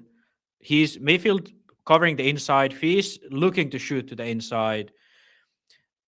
Like Mayfield goes maybe 20 centimeters too wide, and Fee has a gap to go to. But the issue with that is he's at any point of this, he's not really close enough. Like he's just not close enough. Like he hits Mayfield's rear tire here. You know, this is where it's too late for Fee. But like maybe a little bit earlier, he could have went full brakes, but he tries to still put it on the inside, and he's on power here. You can see from the way their cars touch, Fee and Mayfield both are on power here. And that's the issue here, that at this point, Fee should absolutely not be on power. He should be braking full brakes for a little while already here, if he didn't want to hit them. So if the Silverstate race had referees, there would be a 3-second penalty, like Efra has. There would be a 3-second penalty for Mayfield, and there would be a 3-second penalty to Fee. And Fuller would be the rightful winner of this race, with Wiggins in second, and I'd imagine Lutz would still make third out of this equation. If there was no hacking in the race, it would be Fuller, Mayfield, and Fee, top three. Easy. It's not. Someone said on Facebook, "Oh, this is your opinion." No, this is a fact. These are takeouts, both of them. But I think anybody complaining that Mayfield should have had the win, no, he shouldn't have. The only one who should be upset is Fuller, I think. I think both of these two, Fee and Mayfield, didn't really deserve the real win. Fuller was the only one who should have had the win here. But yeah, he got taken out by Mayfield, and then sure, he got that place back thanks to Fee, but he still finished second. So yeah, I'm going to play it to the end here. So, because this is another contention, was that a lot of people were upset that Mayfield hit Phend with at the end of the race, right? And they think that was Mayfield, right? But that's Wiggins. So Wiggins slammed. Somebody's like, he slammed the pit lane. He did not. There's a lot of comments talking about that. Mayfield drives into Fee here, like that. Yeah. Okay. I think that to me is like that to me is like stupid. Why would you do that? You know, well, like, because he's upset. I get that, but I think that type of thing is something that if it was an F race, you would get another penalty for. You know, where did Mayfield take out Lutz? People are saying Mayfield took out Lutz. Oh, that's that is in Nitro Truggy. Oh, you missed that too? I don't watch Truggy. Oh wow, this is actually, I think he should get penalized for track cutting more than anything, because he cut the track. So I'll show that, but basically he did. Let's focus on this. Let's focus. So I just want to put this up because I saw, like, you can see Fee was kind of like, oh shit, after this happened. Yeah, you can see his face. He's like, uh-oh. He's like, uh-oh, I did something. I made a boo-boo. All right, so I'm gonna say my piece on this while this plays. And all right, let me play this while this goes. Max. So my thing is, now that I've had a chance to slow it down, we're just watching the event after this, because Fee was like, uh-oh, I'm in trouble. I did something wrong. He's like, but on the one that Live RC posted on YouTube, you could see Fee looking at Mayfield, and Mayfield just walks away. You know, but Fee is kind of like, oh shit. All right. So I want to put it, look, okay, now that I've had a chance to look at it, yes, Fee hit his rear tire, because I wasn't sure until I slowed it down. I didn't have a chance to slow it down last night, so I didn't have a good look at it. But now that I've slowed it down and had a look at it, I'm like, okay, Mayfield has a reason to be upset.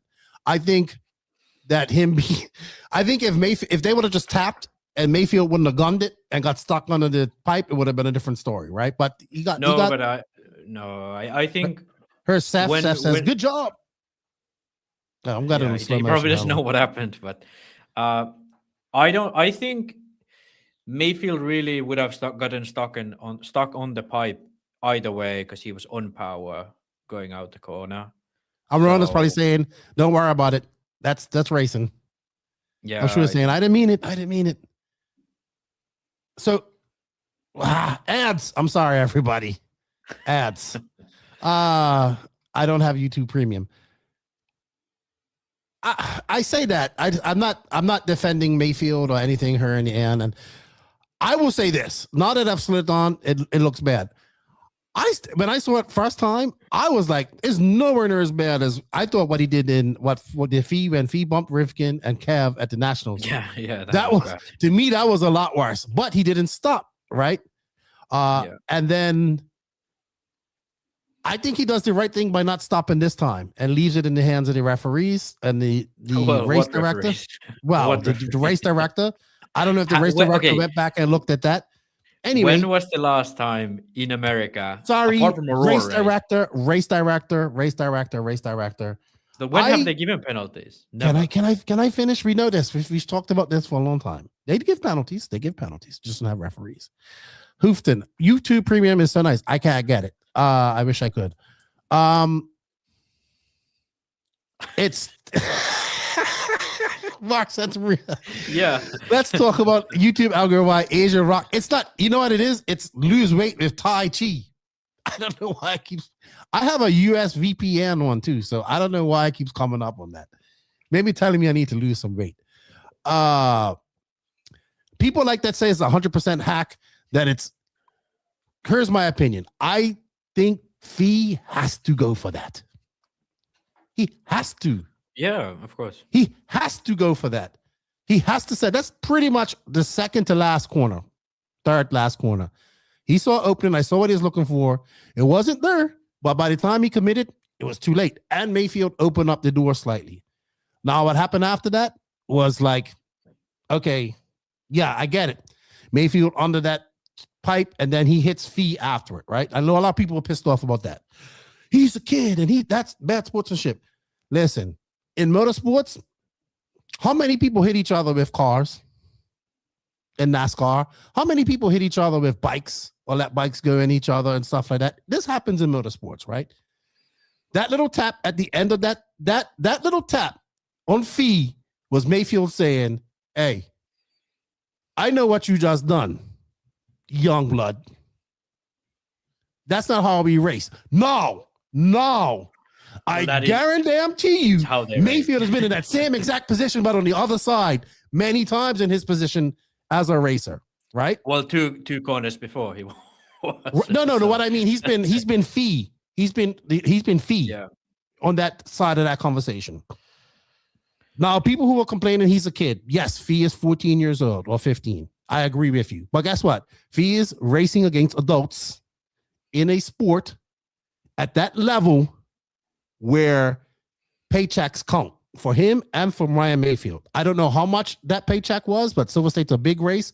And let's just say that Mayfield probably had a $2,000 check, contingency check coming his way. I don't know if that's what he had.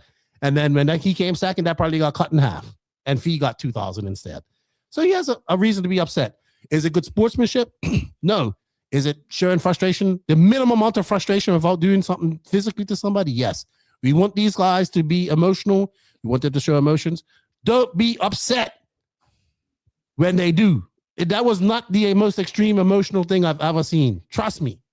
No, but I think what is done after this line, that's something that should not happen. Like, imagine somebody ran to get Fee's car and Mayfield did that and ran someone into the leg.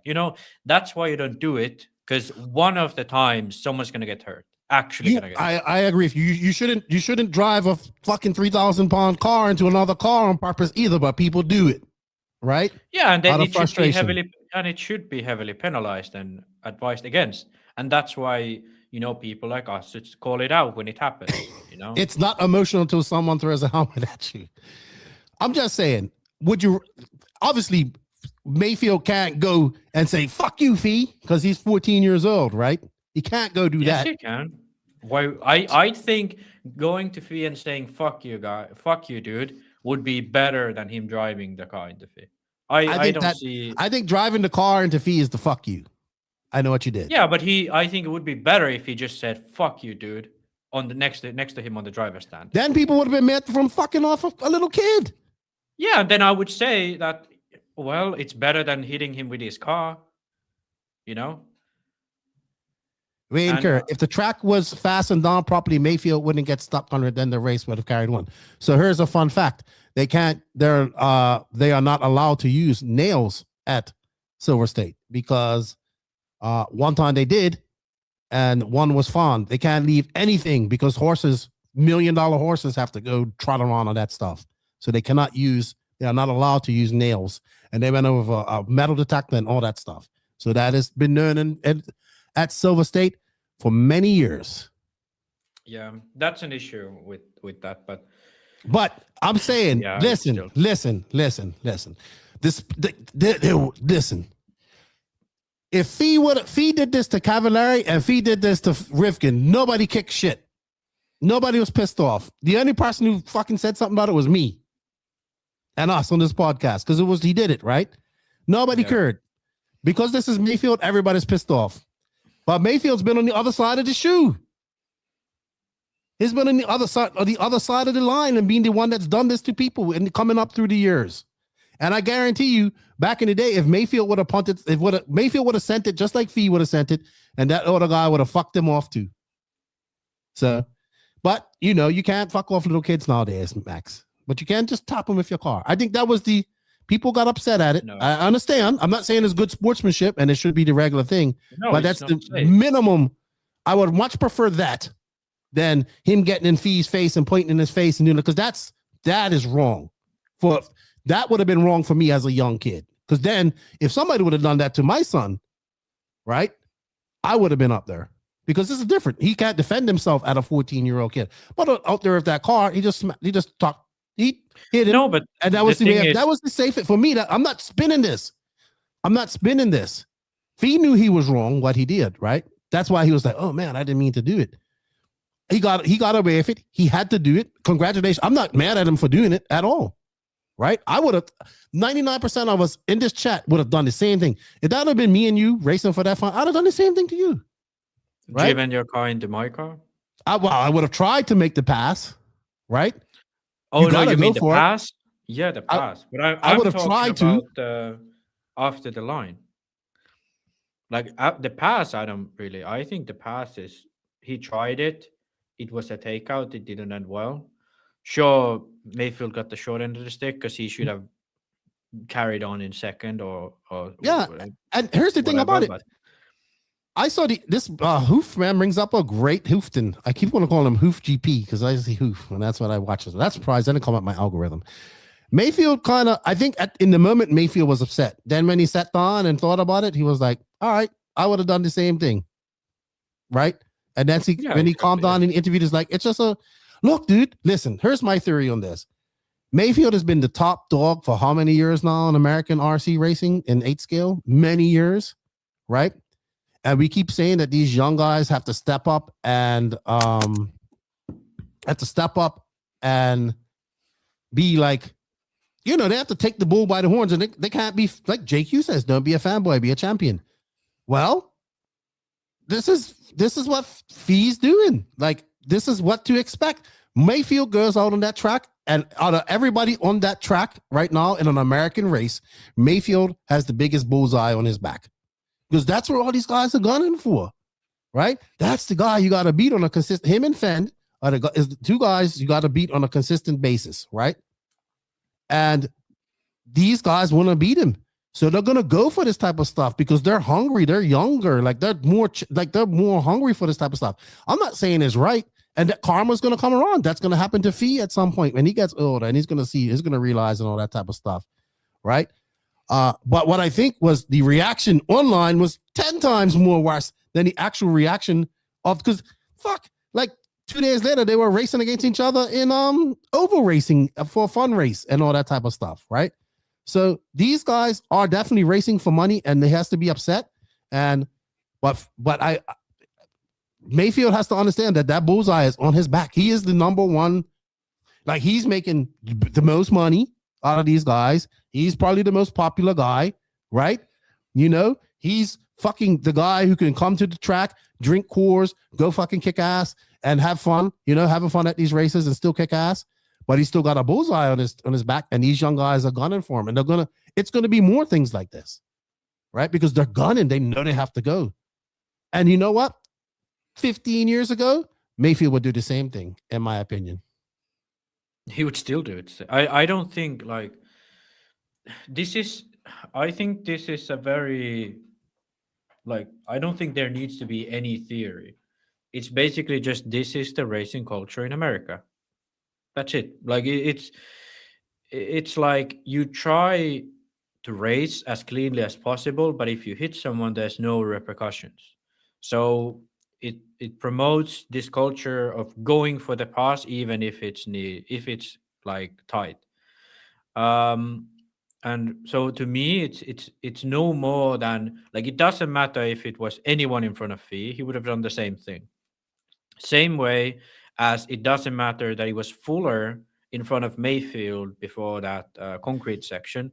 That's who should really be pissed off the most. Fuller has the most reason to be pissed off. Yeah, there was this one guy who commented that it wasn't a clean pass by Mayfield. It should have been he should have been awarded the race. No, he shouldn't. He took out Fuller 2 corners before. Like, it can't be that the one who takes out last is the only one punished. Every single takeout. If you're gonna say that, then you gotta say that Fuller would have won that race if Mayfield didn't take him out. So I think objectively, as a fact, wink wink Tyler Hooks, if we had rules and referees, the only correct winner of that race is Mason Fuller. Okay? There's no other argument. If we want, as a sort of a justified, morally righteous, objective winner of that race, it's Mason Fuller. No questions asked. It's Mason Fuller. Then, if we have a winner within the rule set that are presented in America, the winner is Fee. There is no world where Mayfield is the justified winner. No rule set that Mayfield is the justified winner of that race. And I think any more sort of like theoreticizing that, oh, Mayfield did this or Fee did this. No, Fee was in second, and by passing the car in front, he would have been in first. So he tries to pass. There's no more theory to that. That's just the way the racing goes in America. You know, if he knew that, let's say it was like Hongnor and Canas in Europe, and they knew that they would hit and get a penalty from it, they probably wouldn't have gone into the corner like that, so long into the corner like that. They would have been on the brakes. I would agree with you there. See that. And that's the difference between having referees and not having referees. When you have referees, there's more discipline in the drivers because they have something to lose if they fuck up. Now, Fee only had something to win. The only way he would have had something to lose would have been if he got under Mayfield's wing and they both fell back. But if that would have went to a referee decision, that would have been he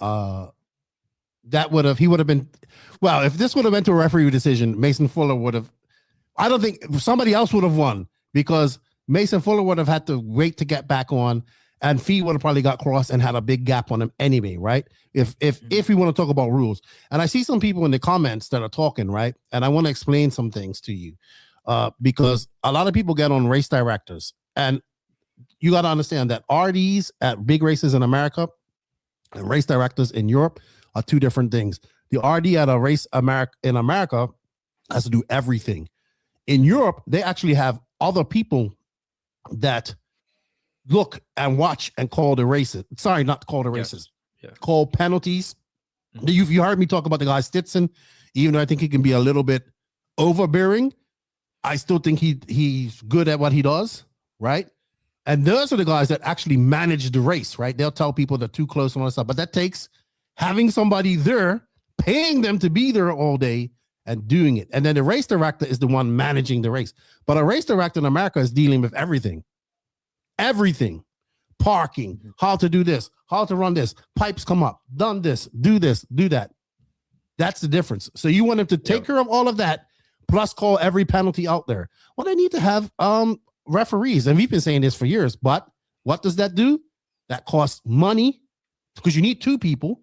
It costs training, right? Because you have to train people to do this type of stuff, right? This is where EFRA has been a successful what's the word I'm looking for? Successful governing body in that sense. So the issue is that even if you have the rules and all this stuff, it's still stuff that's going to get missed because one person who's still looking, that race director's got to call the race for you, manage the race, and fucking look out for penalties all at the same time. He's going to miss stuff, right? Yeah. Now we have video replay now where we can come back and see stuff, but not even the video catches everything. So no, and imagine like you have this is an e-buggy race, 10 minutes.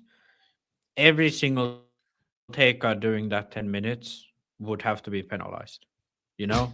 Well, they would look, this is and people were saying that people race rough in Europe too. Yes, look, man, these guys are pro guys and they're all going for it. Like to say these, I think the regular guys hold these guys at such a level that they think they shouldn't get in mistakes and they shouldn't have crashes, right?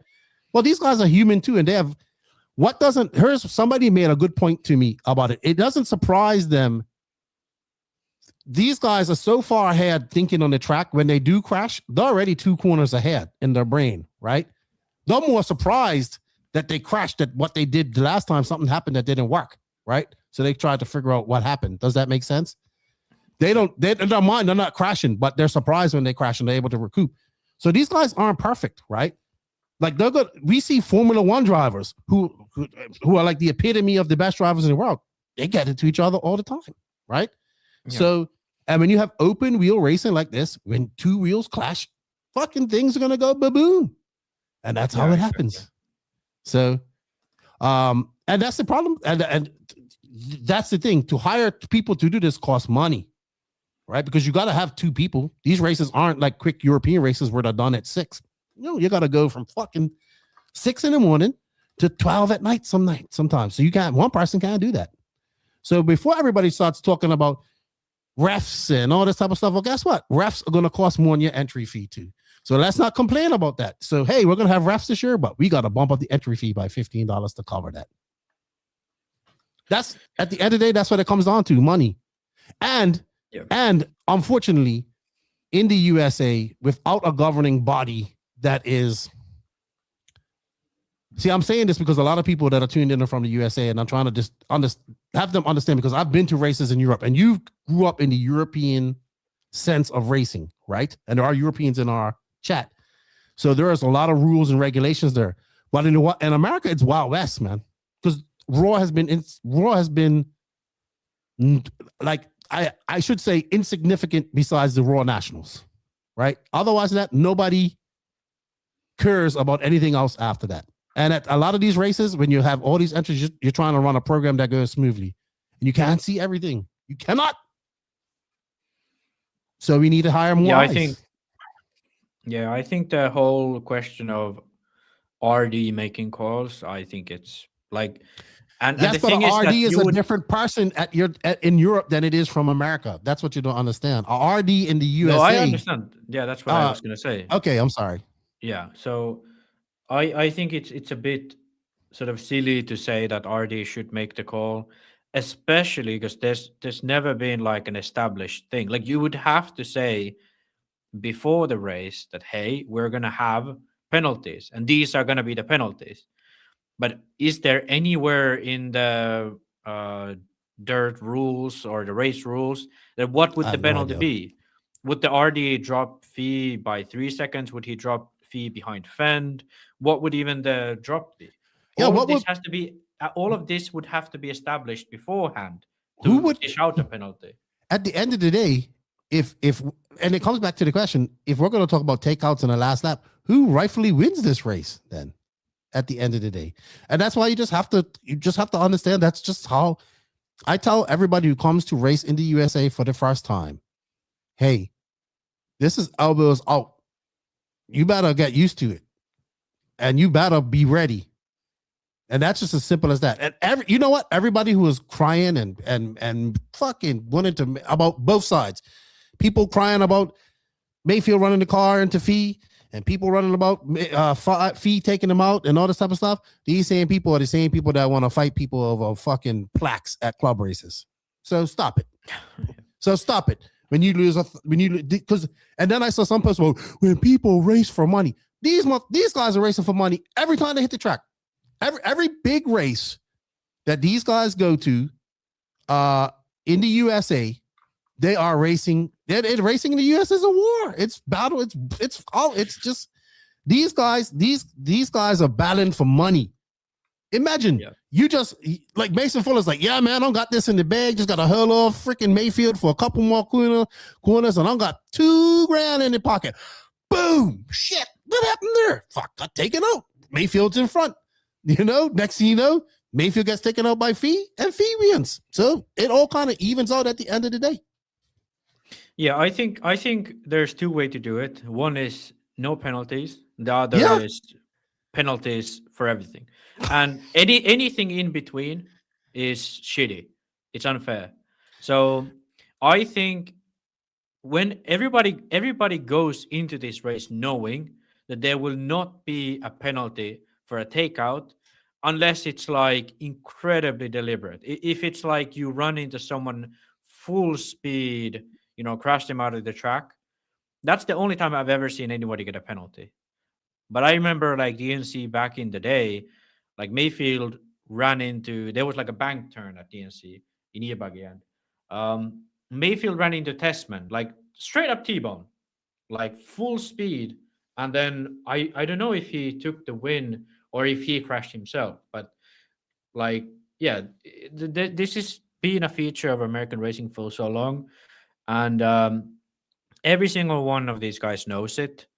So it's just about like your reputation, like, do you want to be the guy who everybody knows takes someone out, Rivkin, or do you want to be someone who is known to be extremely clean, and even if they accidentally take someone out, like they will wait, someone like Lutz perhaps. It's your personal choice, but usually it ends up being that those who take others out end up winning more races. Not only that these guys, Mayfield's got these guys shook most days.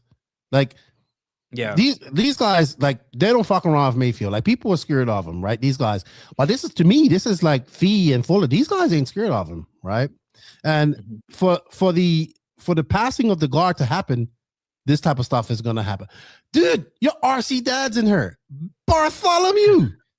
Straight up, until rules are written, actually upheld at races, this is a moot point, as it will continue to happen. It has happened before and will continue to happen. No one wants to be held accountable for penalizing and possibly costing these pro drivers thousands of dollars. Hey, Barry, we hope you're doing good, man. We need to get Barry on her again.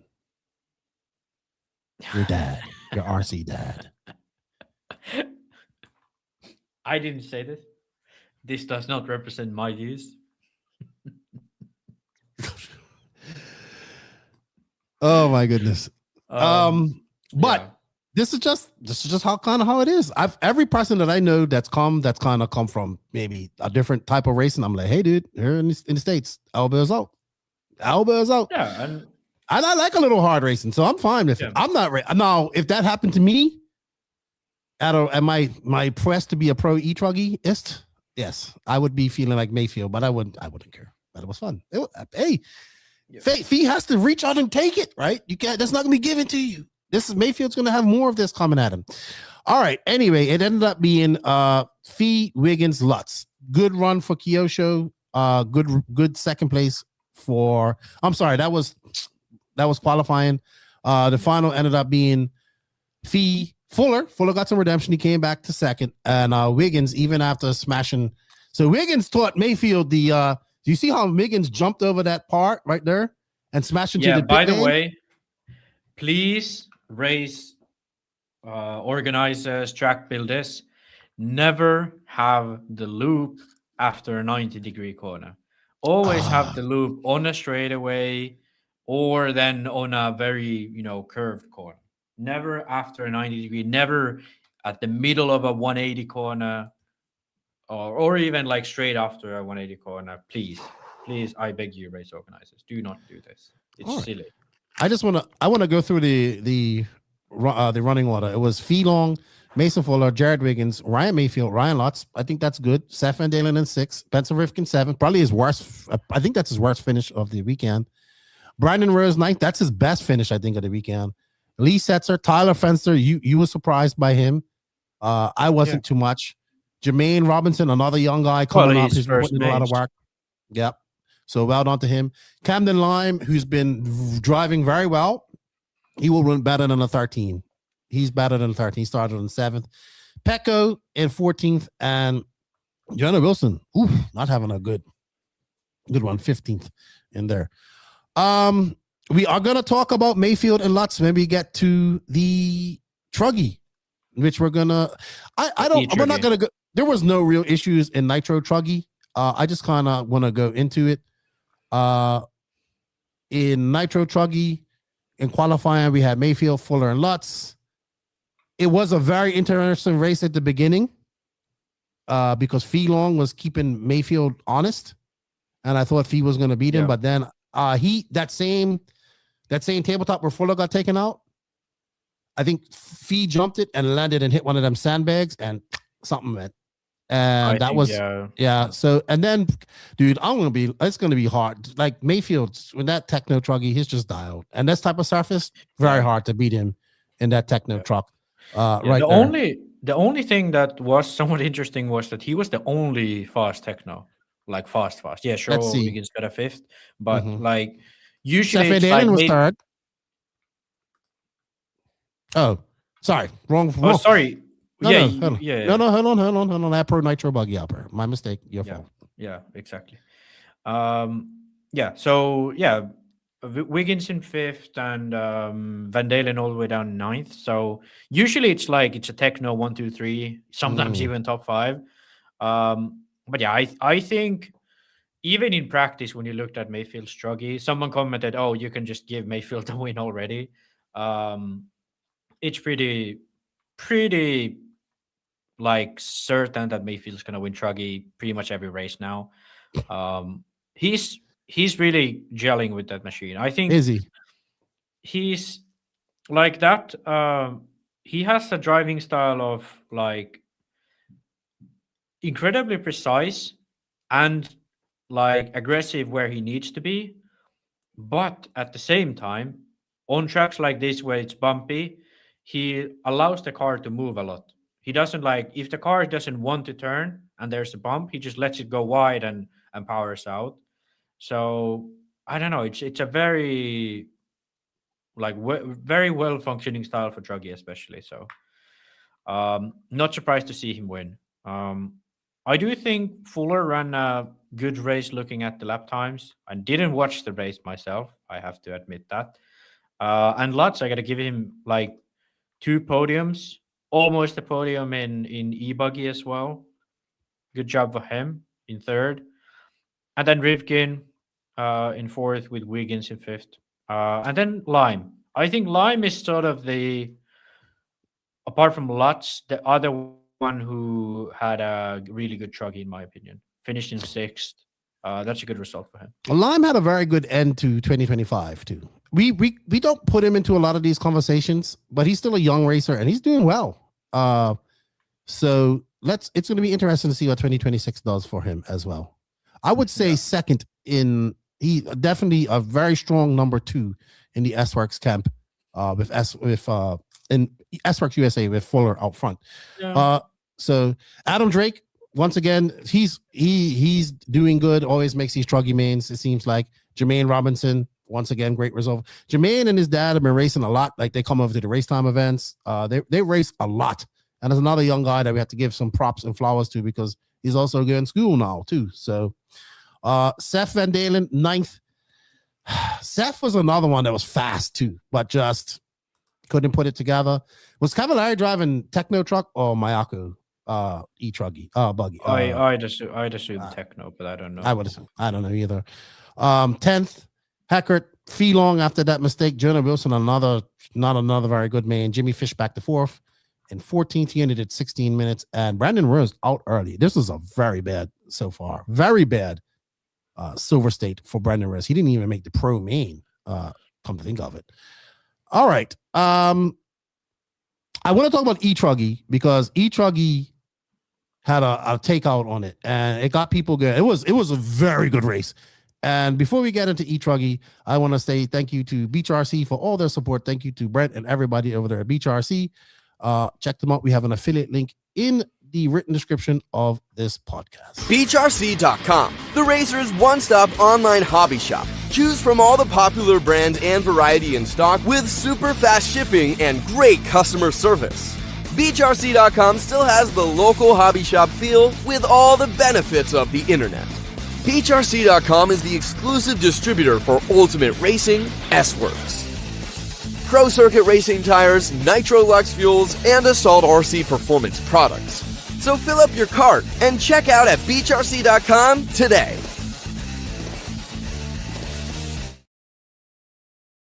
For all their continued support, check them out. We have an affiliate link. We got a little slice of that. All right. You didn't have e-Truggy on her, right? But you should, because this race was the best out of all of them, man. I had e-Truggy. Yeah, but let me just, I'm going to go on my soapbox here.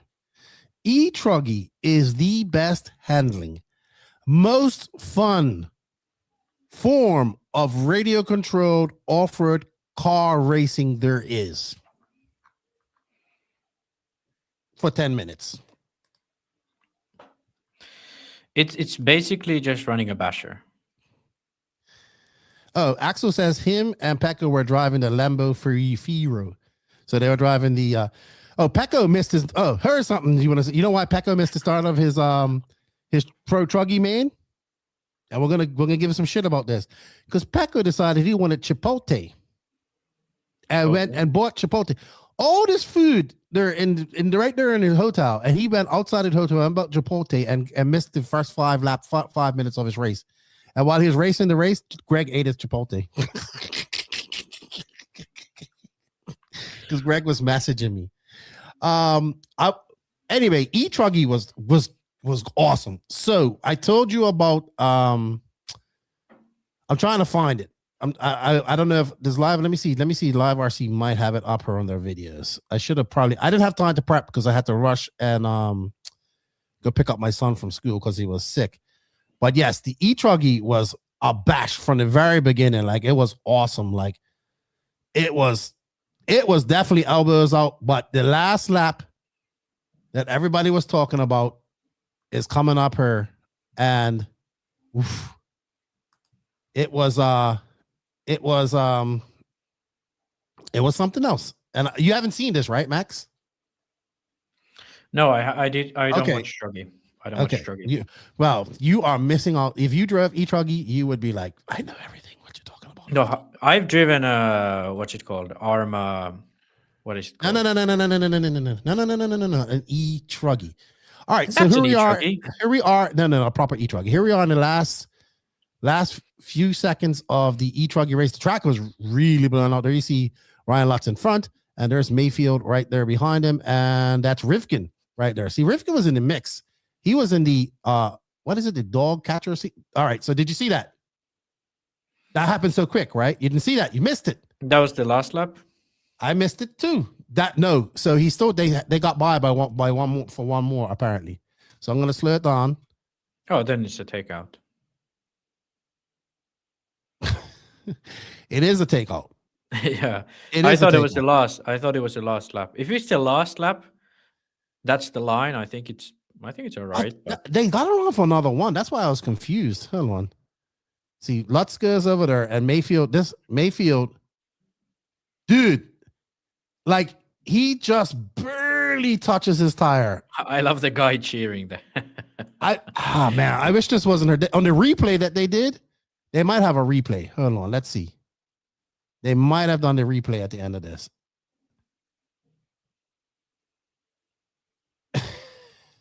So maybe you'll try to go another lap. I don't know why, because the timing was off on this. That's what it was. The timing was off on the actual timing of But Lutz finished third, right? Yeah, because he got taken out. Yeah. So it's not over. It's still going. Yeah. So yeah. Okay.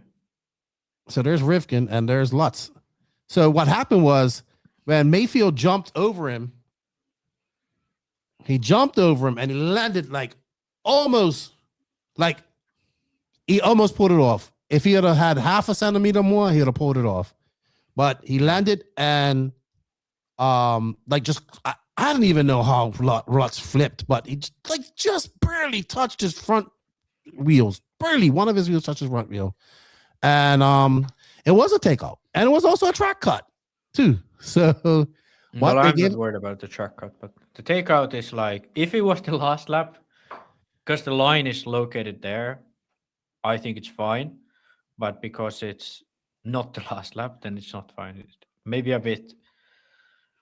I thought it was the last lap as well. I thought it was the last lap as well because the timing says it is coming on to the last lap, but the timing was off. So yeah, I'm going to play it again. But this, nobody really kicked shit about it. Isn't it ironic? I mean, some people did. Well, one of the reasons must be because it's fucking e-Truggy. That's why people probably didn't give a shit. I don't think it's that bad of a track cut, to be honest. I mean, look, I don't know if you can see it right here behind the scoring. I fucking hate this scoring right here. Mayfield's passenger side rear wheel makes contact with Ryan Lutz's passenger side front wheel. Yeah. I'm kind of maybe I've reconsidered. I do think even if it's the last lap, if you do this one of these dives and you hit the other car, I think it should be a penalty in this scenario. Obviously, again, we're in America, it's not going to be one, but this should have been a penalty. Yeah. I see what Mayfield was doing. He just came up. That's just part of the. It could have ended bad for both of them, to be honest.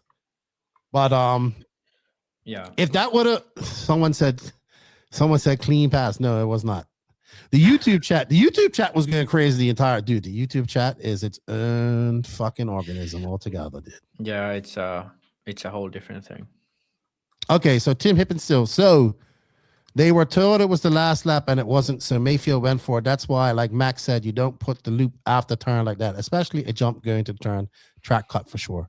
Yeah, I couldn't hear Jimmy because the announcers that are announcing the race, they're not the same ones that are doing it. But yeah,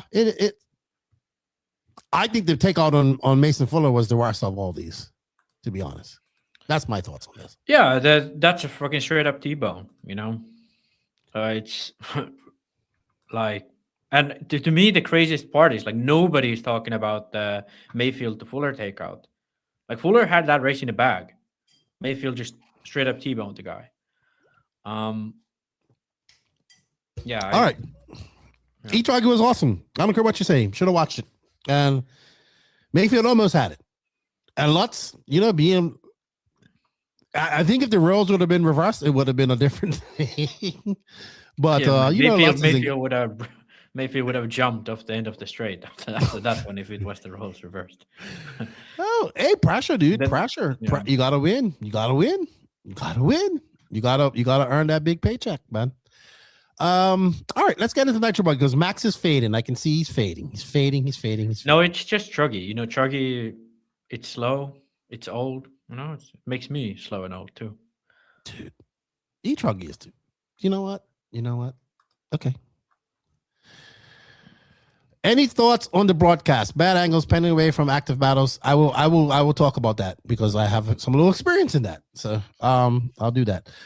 We'll talk about that. We'll talk about what we didn't like at the end. What don't you want to talk about Mayfield taking out Lutz? We just talked about it. Yeah.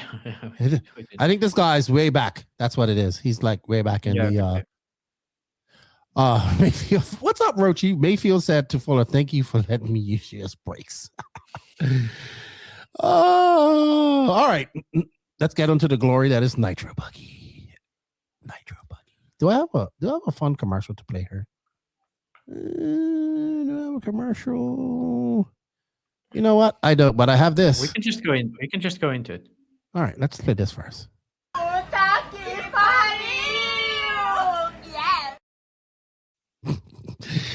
All right, Pro Nitro Buggy. The pros need 180.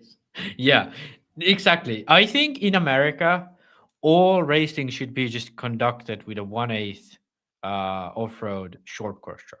I would not argue with seeing pro guys race 1/8 scale short course truck. No, but I think that should be the only class. Only in America. See? Why do you always have to go to the extreme? Why can't we just say, hey, it would be great to have pro guys running 8 scale short course trucks? No, you have to go to the extreme finish extreme. Like, it's not cold here. It's only 20 degrees below zero. You need to try 80 degrees like it is on a summer day in Finland. You always got to one up everybody. No, but I think it would fix everything.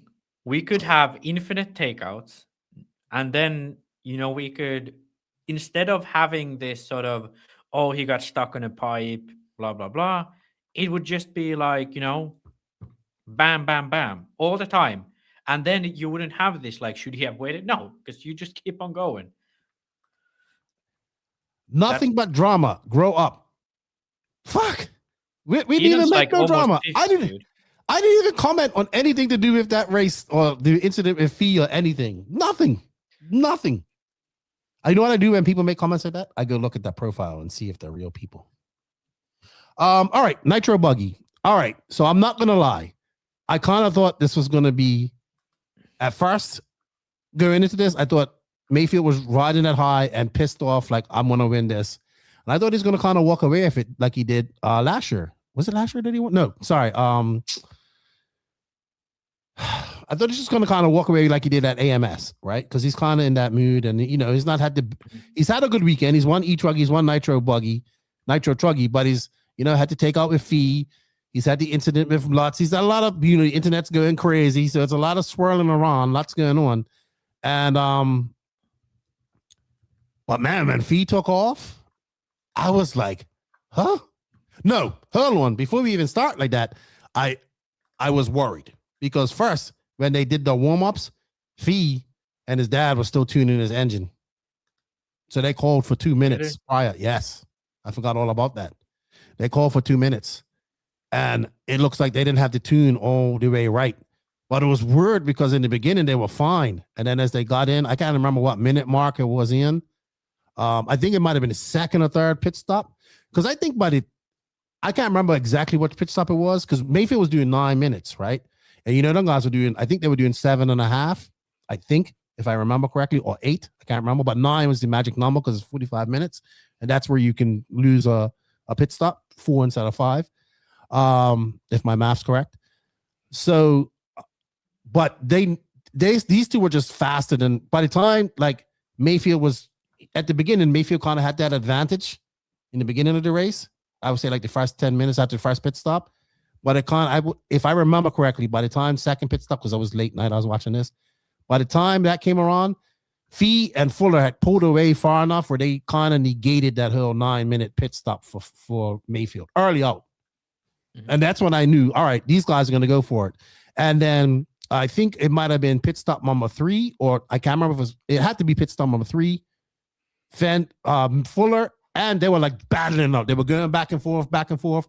Fee and Mayfield got into it. They jumped up onto that to the back left section there where they jumped up, but like Mayfield was behind them and Fee jumped out and they clashed when they landed. and Mayfield went whirling and tumbling, and then like Fuller and fucking Mayfield. That's when Fuller and Fee just kind of pulled away. There might be other things that out there that I missed, but those are the things that I remember specifically. And then whatever pit stop they came in, Fuller and Fee were like on the same pit strategy. They came in and fucking Mike Fuller gave him a rocket pit stop, and Fee flamed out. I don't know if he flamed out after getting fueled up or coming in. I think it was after, and that's when I was like, shit, because Fee was fast and Fuller was fast, and here's the thing, nobody else was catching. Rifkin was the closest to him. If Rifkin had a little bit, if he weren't so far back, I think he would have caught up to him. Like in that like, and this is like, I don't know, 20 minutes in. So it was exciting for those first few minutes, but then once Fee flamed out, it kind of Fuller just kind of walked away with it. Nobody was touching him. I think he drove for like 20 minutes. Yeah, Rifkin was like 25 seconds back from Fuller. So yeah, but by that time, yeah, but Rifkin was like just because it gets boring, right? You can't watch more Fuller all the time, so you got to go find battles. Mayfield and Rifkin were having a vicious battle behind him, if I remember correctly, because they would go back and watch that. So, it was a very good race up to that point, and then once Fee kind of just, flamed out, you know what I said to myself? Another fucking mechanical cost Fee a race, because that probably could have been his first big. We're waiting for the big first big nitro buggy win, and it hasn't come yet. But hey, man, yeah, I think who told you in his interviews he's not having a great weekend does what I feel, needs to be done. That was a ground out. That wasn't a lights to flags win. That maybe a Fee wouldn't have had those problems, it would have been a different story. But those are the type of races that Mason Fuller needs to be winning, right? Yes, he goes back to back. X-Max goes champion of Pro Nitro Buggy champion 3 times in a row now. Yeah, pretty crazy. In a row. But Mason Fuller, if his AMS, if his wicked weekend victory wasn't like what I feel it was, I think this third big victory that he's got, he is, excuse me, he is this guy. He is the guy that is going to beat these guys. He is carrying the torch forward, in my opinion. Yeah, I'd say, I think it's the first time when I thought that Fuller was like in the top 3 of Americans was at the Worlds in 2024 in Redovan. When it was only him and Phend who made the main, I was like, okay, like if you can do that when no other American, Fee was the other closest one then. That was like, okay, he's, I think, cemented himself as the top 3 American. I at that point, he was still behind Mayfield and Phend. He didn't have his big first victory.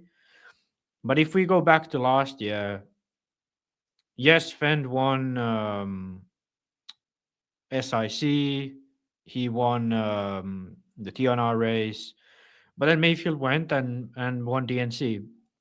So I think Phend and Mayfield was somewhat tied. And PMB, I believe. Didn't he win PMB too? Mayfield. Yeah. I think so. Yeah, I could be wrong, but and then Phend won Nationals.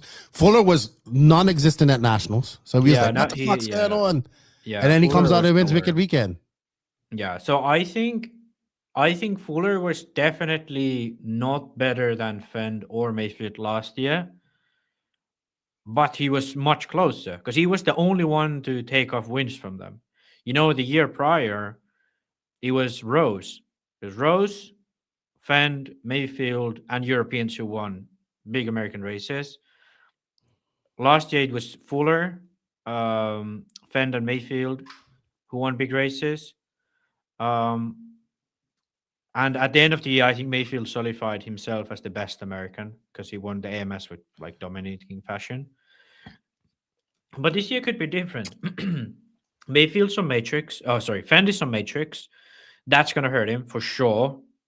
I'm very certain that Matrix is not going to go into the East Coast races with a superior tire to J Concepts. And he, even on the same tire, he couldn't consistently beat Mayfield nor Fuller. Fuller needs to still find something at some of these races. Like he can, like you said, nowhere at nationals. PNB was very iffy. DNC was like he was there but not really there. He was good but not like as good as he could have been. He fought with Mayfield, but I think he was a bit iffy.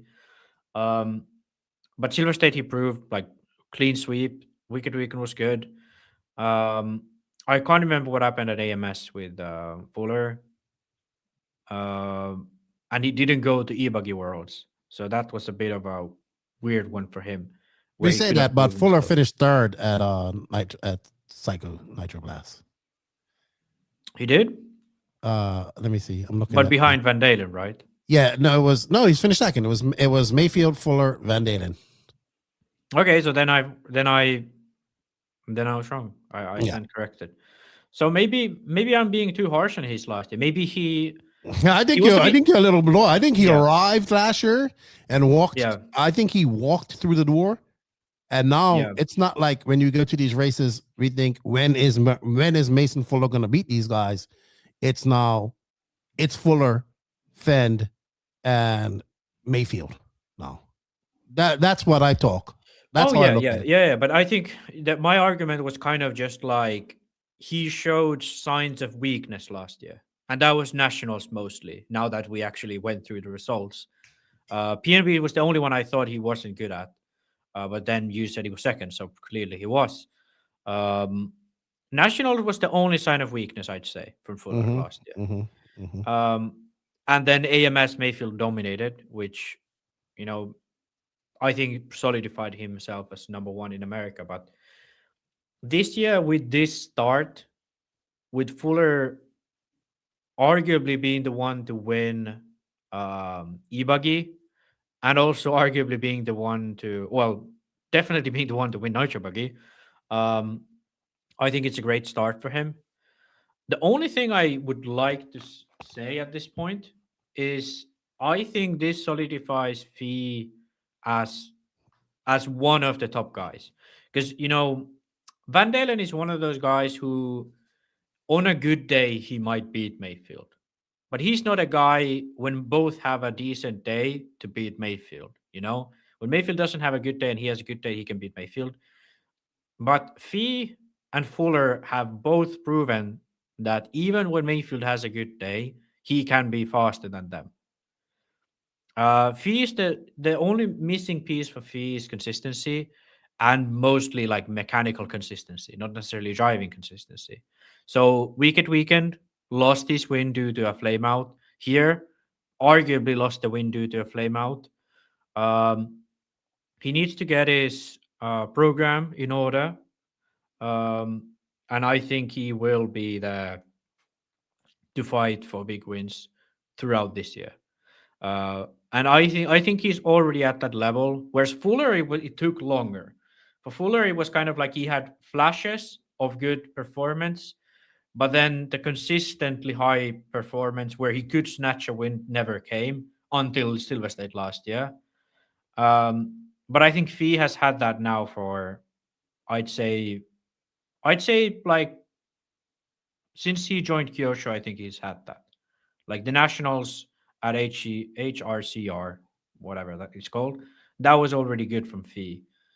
And now I think that's like solidified because he was good at Wicked Weekend and so on. So for this year, it's going to be a fight between Phend, Mayfield, Fee, and Fuller. For the first time ever, it's going to be like going into the year, it's more than just Mayfield and Phend we're expecting to win.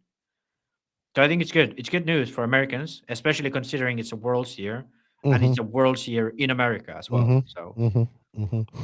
I would agree with all of those. I have Fuller in the same echelons as Phend and Mayfield right now in America. I have Bump knocking on that door right now.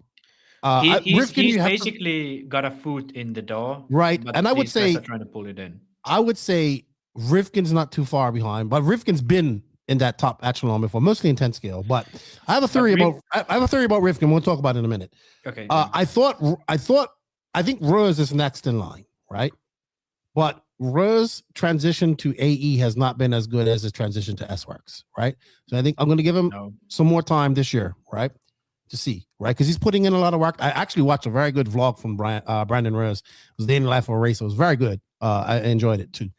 And then we have the rest of the guys. They're battling out. And Seth Van Dalen, he's another one that's getting top fives and stuff like that. But he's also not doing this on a full-time basis. He's a privateer, semi-pro and whatnot like that. So I think that we will take questions, but we take super chat questions. So if you want your question answered now, you want to stop us midstream, we'll take super chat questions. But we're going to take some questions later. I see Rick McCreary has a question. I like it. I want to talk about it. But yeah, I think, and then his dad just popped in. Frankie Contreras Jr.'s coming. You know what I'm going to say, Senior? We need to get Junior down to some more races outside of the West Coast, and he's going to need that if he wants to go forward, right? As well. But there's lots of potential there, but I would say that those guys, I mean, when I say potential, we got to include Frankie Contreras Jr. We got to include the Jermaine Robinsons, Fensters, even though Fensters older than these guys. But those guys, I lump them all together in a group, but they're not on the same level as Fee and Rose and those guys. Does that make sense? Yeah, the issue with America has always been that there's a big gap from the top to the next guys. Like, basically, there's like 20 guys who can put it in a big American race. And I'm not talking about a 20 car main at PMB. I mean, like, there's behind these 4 names we have mentioned, there's like 20 people who can be at the main. Let's say like 5 certain ones, and then like 15 ones that can be interchanged, like Jonah Wilson and these guys. Yeah.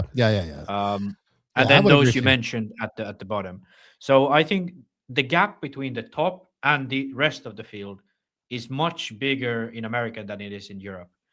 Because I don't know why. Is it just that you basically have a new track everywhere? So, for example, in Europe, you could have someone like Parente being really good in Spain, but then maybe not as good in Italy. Whereas in America, it's always level playing field. So, yeah, I think. Well, also, I think in America, these guys race each other. I also think in America, these guys race each other more often together than you do in Europe, right? So yeah, that's the issue. That's why I said to Frankie Contreras Sr., yes, but we need to get out of the West Coast and come down to the South, because there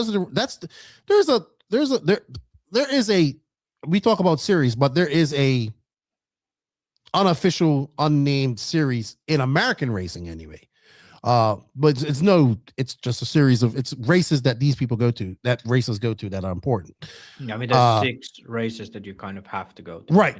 But yeah. I would agree if your summary on the rates, the different tiers, and then there's oddities like a Rivkin. And I bring up Rivkin because I'm gonna talk about it because he honestly impressed me the most this weekend. But I think Mason Fuller, he's been second, he's been third, he's been very consistent in these last few years. He's, if anything, he's been top 5 or better, but he just didn't get that win. Now he's getting these wins, and we said once he gets these wins, it's going to be all over, and now they're coming to him, right? And he's pretty good with his program, right? His program's on point. It has some issues now and then, but they seem to have worked them out, and he's putting his head down. And I think you just have to recognize, and I have at all these times, but now Fuller is a threat to win every race that is out there right now. Simple as that. Yeah, I totally agree. The only thing I kind of have to say about Rivkin is that he is like incredibly inconsistent. Yeah, thank you. Thank you, Lance. We appreciate it. 76. Did you have a question? Because that's how super chats work. Thank you, Lance. Yeah, only thing I have with Rivkin is like he's super inconsistent, and I think it's mostly down to the fact that he splits himself between classes. I would agree with you there. I would agree And with you there. like I have to give some flack to Saxton too. Like he's not the most straightforward mechanic. Like he's not the type of guy that you go into a race and you know you have a solid platform. He's the type of guy to tear down the car every other heat and change everything for the driver. And then somehow he puts it together for the main, and Rivkin has this incredible run to put it on the podium like he did here. So that's definitely not helping him. But also I think it's just a lack of consistency. Lack of consistency for, running. Well, this is Two classes. Like, well, I think 10 he'll scale. focus. He'll put a little bit more focus on 8 scale this year. And I'll be honest with you, man. I've seen. Was it last year? Was it last Silverstate where he broke a shock mount early on? But he was like in third and like gunning, and I think he was just running on 3 shocks, and he was still. He's been pretty good. He's been pretty good on West Coast. Good at this race. But here's the thing. Yeah. Here's the thing about Rivkin, right? And I was thinking about this because I'm bringing him up. Remember how we talked about Ty Tessman came along at a time and there was nobody else around him, right? Like, we went through these years of having the Ryan show and then Tebow, right? And then came Ty Tessman to contend them. Well, I think the next person to contend them after that on that level was Rivkin, right? Yeah, yes. But he had nobody to contend against him in that level. So I actually think that I think Rivkin's almost in that, what's the word of that, like that gray area that he's older than these younger guys coming up, but not as old as Phend, and well, he's a couple years younger than Phend, but he's not as old as Ronald Falcon, these type of guys and all this type of stuff. But he has raced against these guys for quite a long time. He's kind of in like a limbo. He doesn't fit into one side. He doesn't fit into the other side. He's just in the middle. Like there's nobody in his that came up that he was racing against his age that he's racing against now. And I was thinking about this today. It's kind of like where Tessman was in that no man's land limbo for some time, right? The difference is that Rivkin is still young. He does have 2 world championships and lots of races that he's won, and he has good sponsors, and he's very smart about what he's doing. So, you know what I think the difference is? Listen, Lance says, what will it cost to bring Max to PMB? That was his question. Well, I guess I've been once, but my issue is that I'll have other plans for. Yeah, you're gonna be in France. April week. Yeah. You might go Neoland because that's the same weekend. Well, maybe, I don't know. I think I might have to take a holiday because I do have a significant other in my life that likes to spend time with me, and I'm going 6 months away from home. So it might be that. That's right. Yeah. What's up, Bobby? How are you? What's up, Bobby? How you doing? So where was I like this one. Maybe now he earns that name. He earned that name now.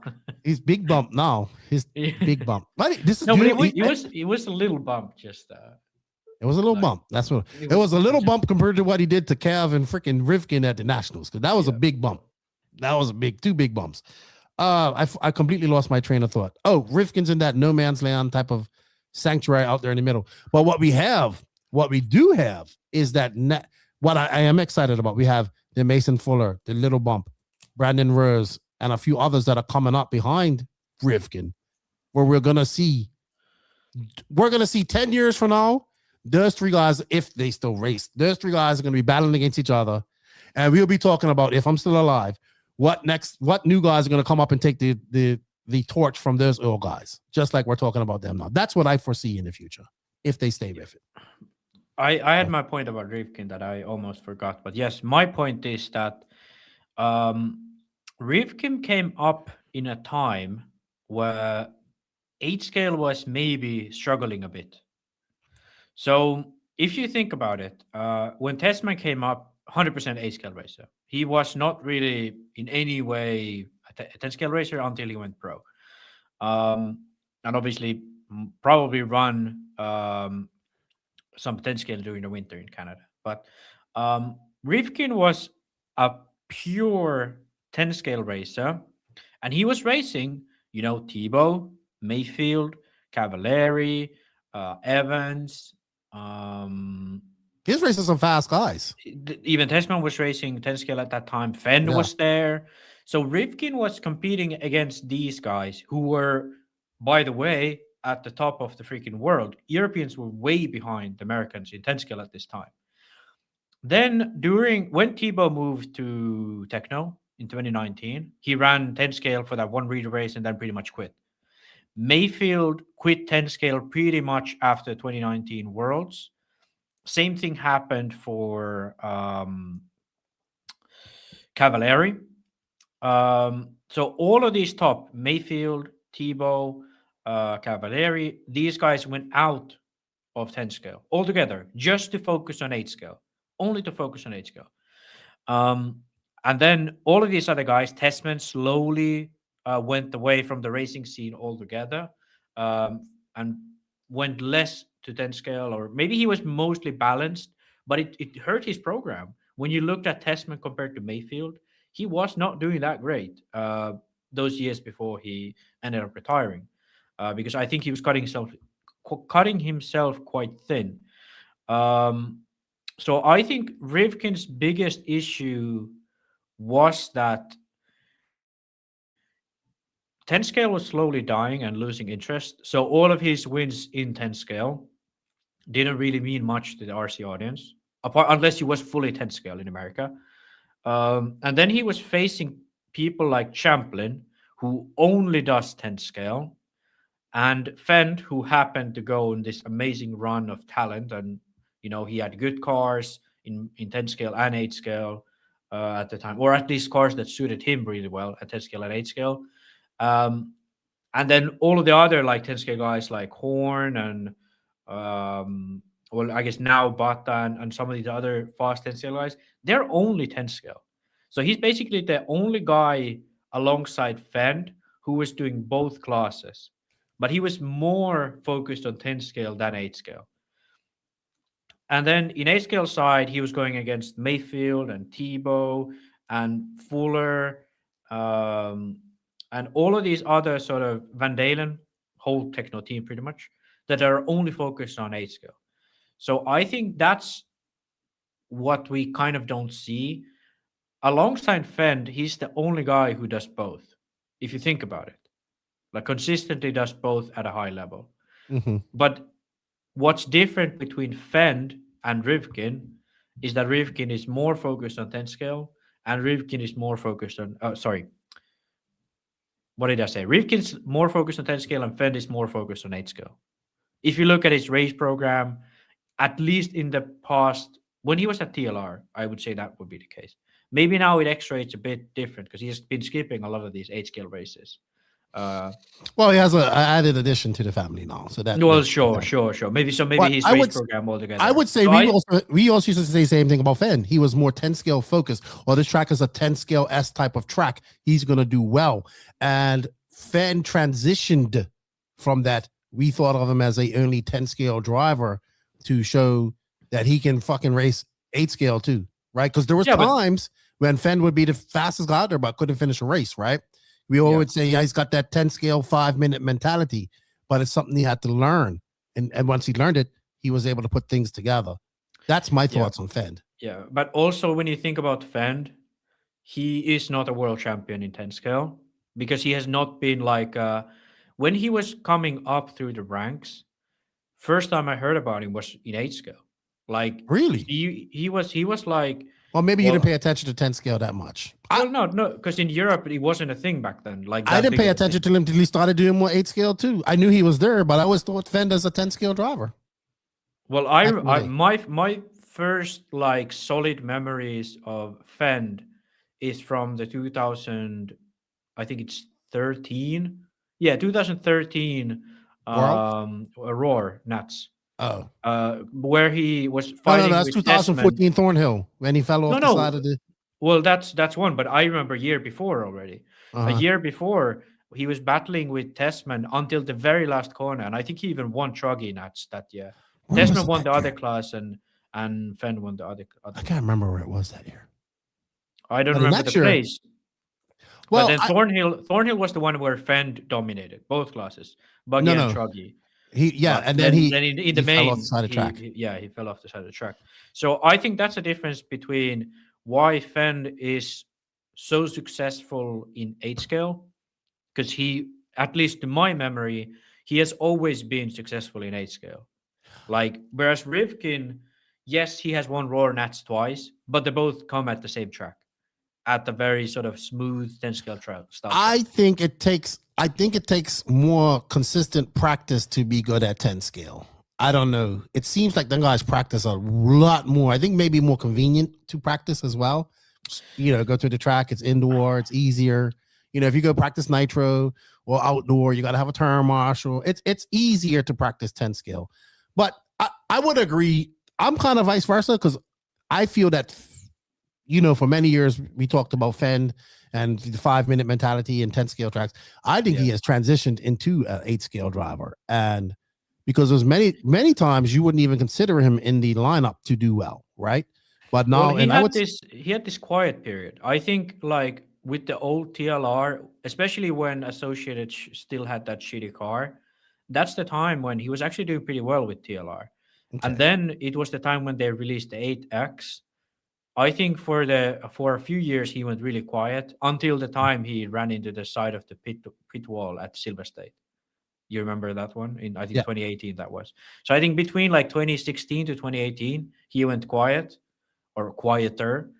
But before that, he was really good. So I think, it's a tough one to like say. You know what Tebow said to me once? You know what Tebow said about Phend once? He goes, I think he ran stock too long. But that was a different stock back then. Maybe. Yeah, maybe. I don't know. Maybe. Anyway, besides the point. I can't even remember. We was talking about him and Rivkin. But Rivkin does do. I think Phend, like you said, Phend and Rivkin are the two guys that do consistent 8. I mean, that's kind of why we saw Rivkin kind of take a break from 8 scale last year and focus more on 10 scale. For the Worlds. Will we see the same this year? We shall see. All right. Do you want to move on to our winners and losers, and then we can take some questions and come back? What do you think about that? Because winners and losers. Yeah, winners and losers, and then we're taking questions and going to sleep. It's getting late here. Yeah. Max is good. What is it? 11 o'clock there for you? No, it's just 9, but okay. Yeah. All right. Up next is Winners and Losers, brought to you by Sidewinder Fuels. Morgan Fuel has been collaborating with many of the world's top drivers for over 40 years. This has enabled us to. Did you see Dagani Media now? Dagani is now doing media content. This has enabled us to test our fuels in many of the most challenging situations to take the development of competition fuels to the next level. The result is Sidewinder. That's what Feelong Win runs, the market's most powerful racing fuel. This fuel has been tested by Ryan Cavallari, Mayfield, Dagani, Pavitas, and being run by Jay Smoger, Doobie Dean, and Feelong Win right now. Don't let victory slip through your fingers. Purchase Sidewinder today. I actually see a group, Chris Figueroa selling it, and I heard Sidewinder's making some moves, so well done to them. All right, biggest winners and losers. So this is the part of the podcast where we are going to talk about the intermediate and sportsman guys. I'm going to give them some flowers as well, because some young guys did very well there. I did see that. But winners and losers. So are we going to go with brands first? Yeah, let's go with brands. You have Techno as a winner. I have the Techno. I have Techno as the biggest winner.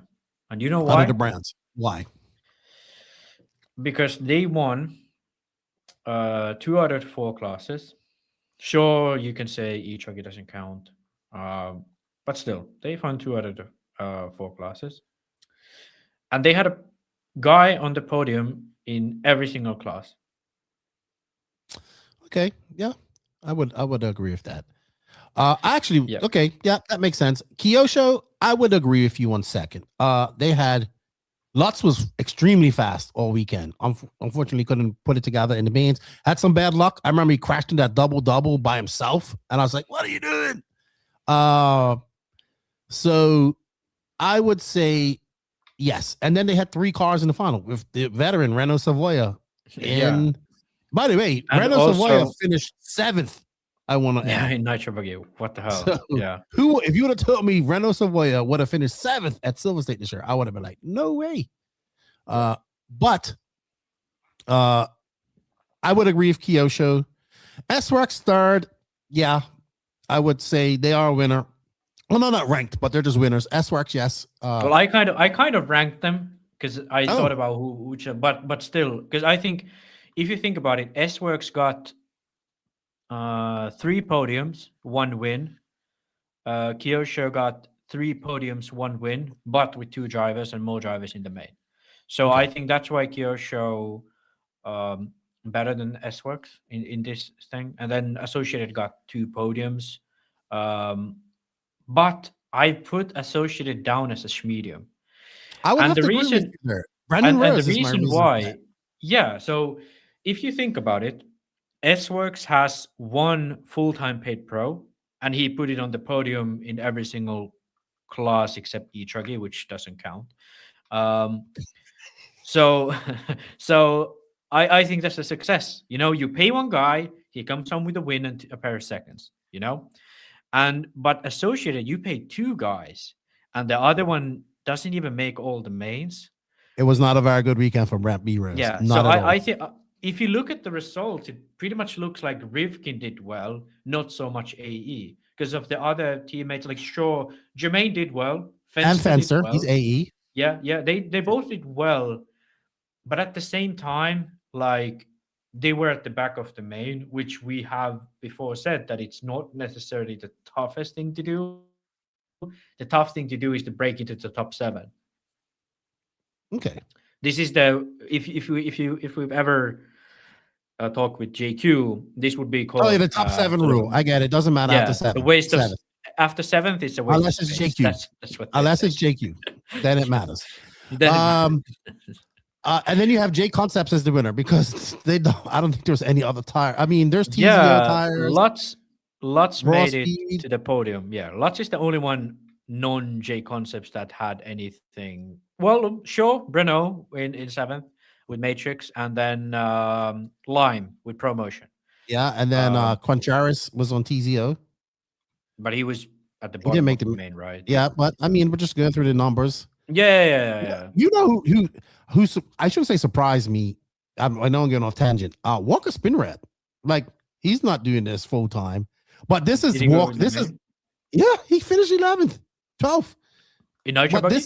yes, That's this is pretty good. this is the type of track that Walker Spinrad was born for. Like he goes out there and fucking just sends it like full motocross, and it's actually very entertaining to run. What's up, Noah Ben Mohammed? How are you? All right, let's get on to our loser drivers. Oh no, losers. You have Sparko, every other tire brand, and Mayako. I would have to agree with you here.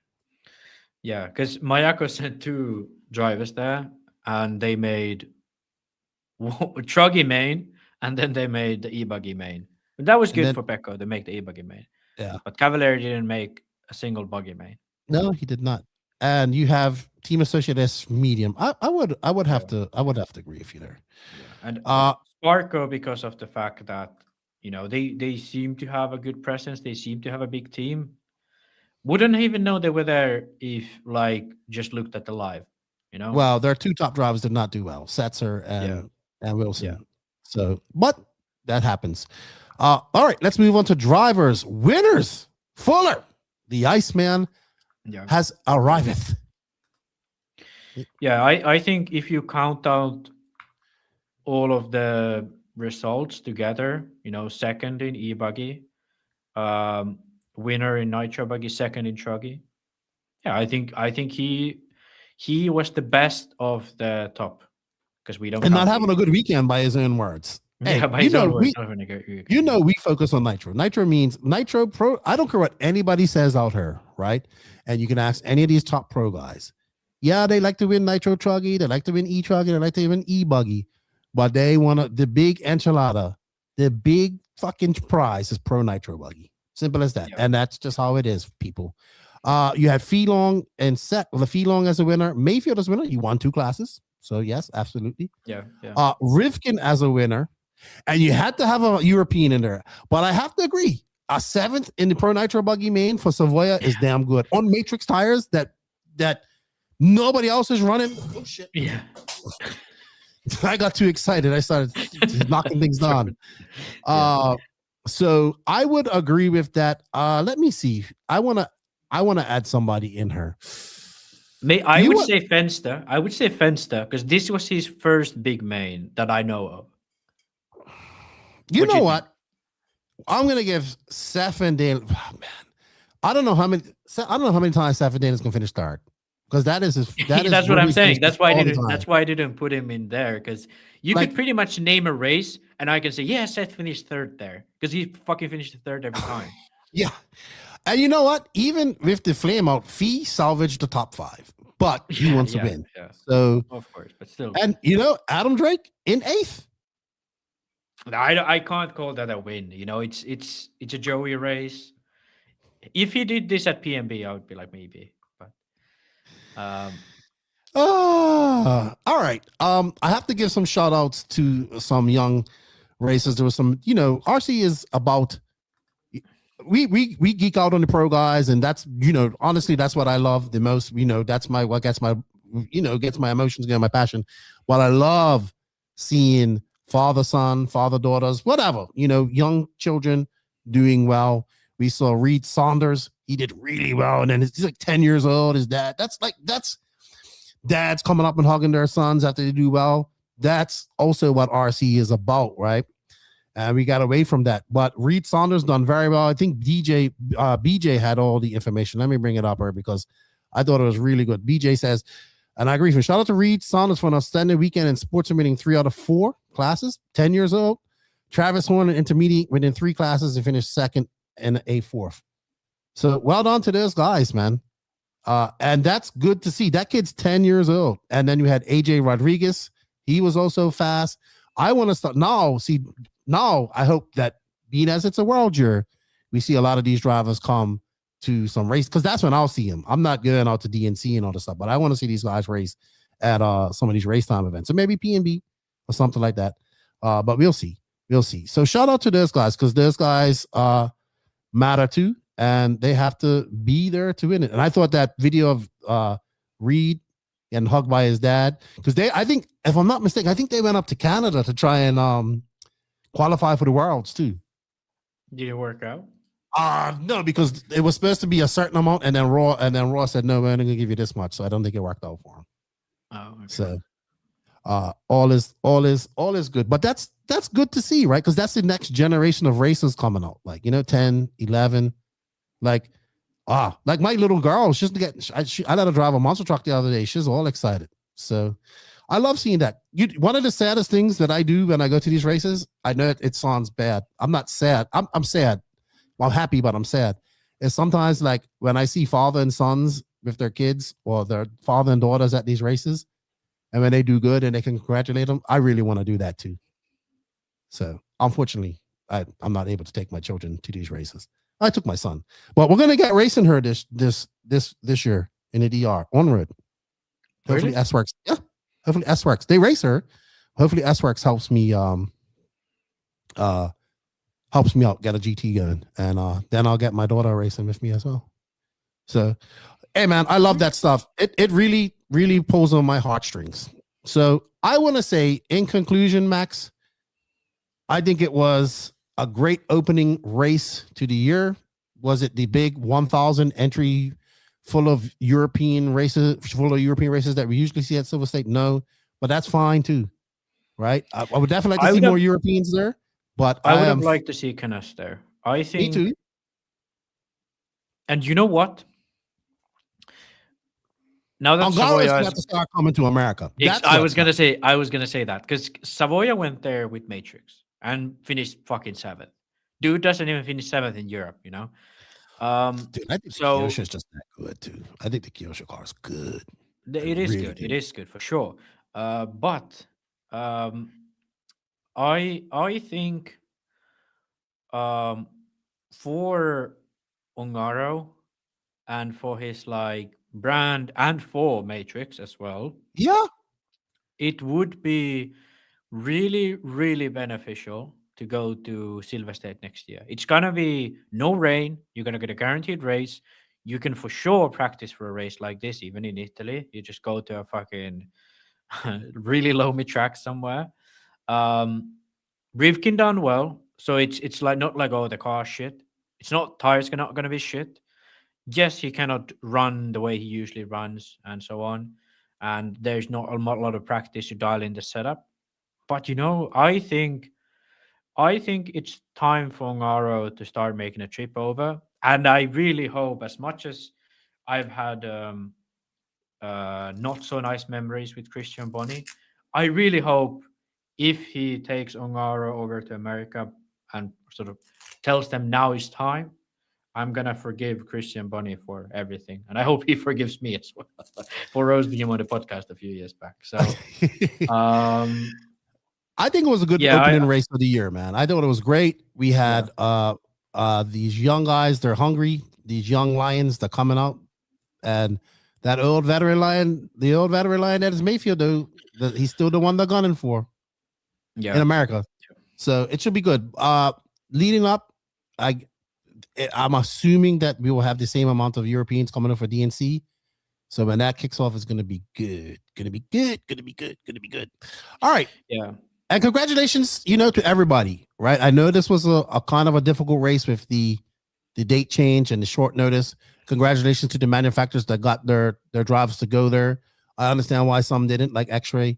And you know what? I'm gonna start off 2026 with something else, giving some flowers, because TLR is still there, still racing. Dunford was there. I think somebody won. I don't know if he bumped up or won one of the 40 plus or 50 plus races. You saw TLR sponsoring the event. So even though they don't have a pro team, I saw a lot of TLRs at 10 scale races last year. They're still there, dude. They're still there. I told you. They're still there. Not gonna go anywhere. So they're still there. They're a lot better than what HB is doing, because we have a question about HB. And that's what we're going to do. We're going to take about 10, 15 minutes. We're going to try to wrap this up in another 10, 15 minutes. I can see Max's girlfriend's calling for him. If you have any questions, now is the time to ask. We do appreciate some super chats. And Rick McCurry, there you go. What's up, Max Castle? How you doing, good buddy? Long time. So you lost a lot of weight. You look great. Rick McCurry, this is the owner of the top 25 RC rankings. Go ahead, Max. You tackle this. So Rick asked, is sportsman and intermediate hurting the development of the next generation of drivers in USA? I actually think it's a tough one. I think in some ways it's helping, and in others it's hurting. So I think for young racers to get recognized and get sponsorships and being helped on the sort of national level, I think it's actually good. Now, where I think it's hurting is in the sort of gap between sportsman and intermediate. So I think, well, to be honest, also between intermediate and pro when you think about it. But I think the jump from, actually, now that I think about it, probably the intermediate pro gap is the bigger one. So I think the issue is that a lot of these guys jump into pro too early. Because when you go into America, even at this race, what was in nitro buggy? I think it was like 30 pro drivers. Let me check just now. Yeah, but this race generally has a bigger. This race had a smaller turnout compared to. Yeah, so there's 32 pros, so there's barely a C main. Yeah, but that's normal at most races. Yeah, it's normal, but yeah, still. I think that the biggest issue with this is that the pro class is too small. So from let's say like top 20 in the pro class is fighting for a spot in the main, and then between 20 and 32 it's like guys who have graduated from intermediate. But those 20 to 32 there's a lots of difference between these guys. There's some old guys like Westergaard, I think was there, still running pro. And then there's some like new guys, like, who would I say from here? Well, kind of like Fishback and Robinson. Obviously, those guys have gotten better, and they've sort of made over that little hump to get into the fight for the main. But like the bottom of the pro is a really, really like desperate space. So I think there's two ways to solve it. Either make the pro class so that there is more people. So that the pro class has like, let's say 50 people. And try to keep it so that there's always around 50. So that way you're gonna have actual fights for position. You're gonna have full mains all the way down to like the last mains. And there's gonna be less of sort of a pace imparity between drivers. So I think that would be the solution, and that's how it works. For example, in Italy, they have F1 and F2, but sort of F1 has quite a bit more drivers. It has like 50 drivers, so the difference is not that high. Or then the other way around is to have actually like A main and B main in the pro class, because I think now what happens is you have either a too slow intermediate for the brink of going pro guys, or then a too fast pro class for those brink of going pro.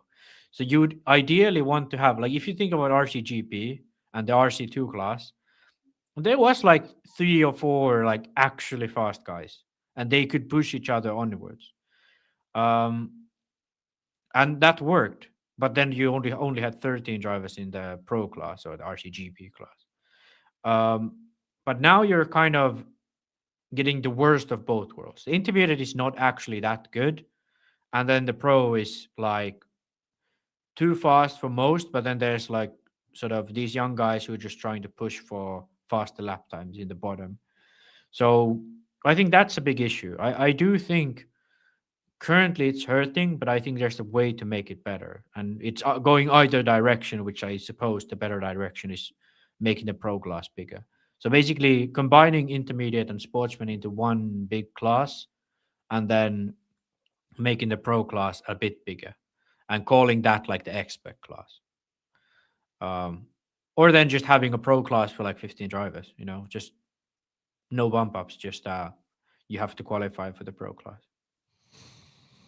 I'm gonna make mine short because I watched this. I've watched this.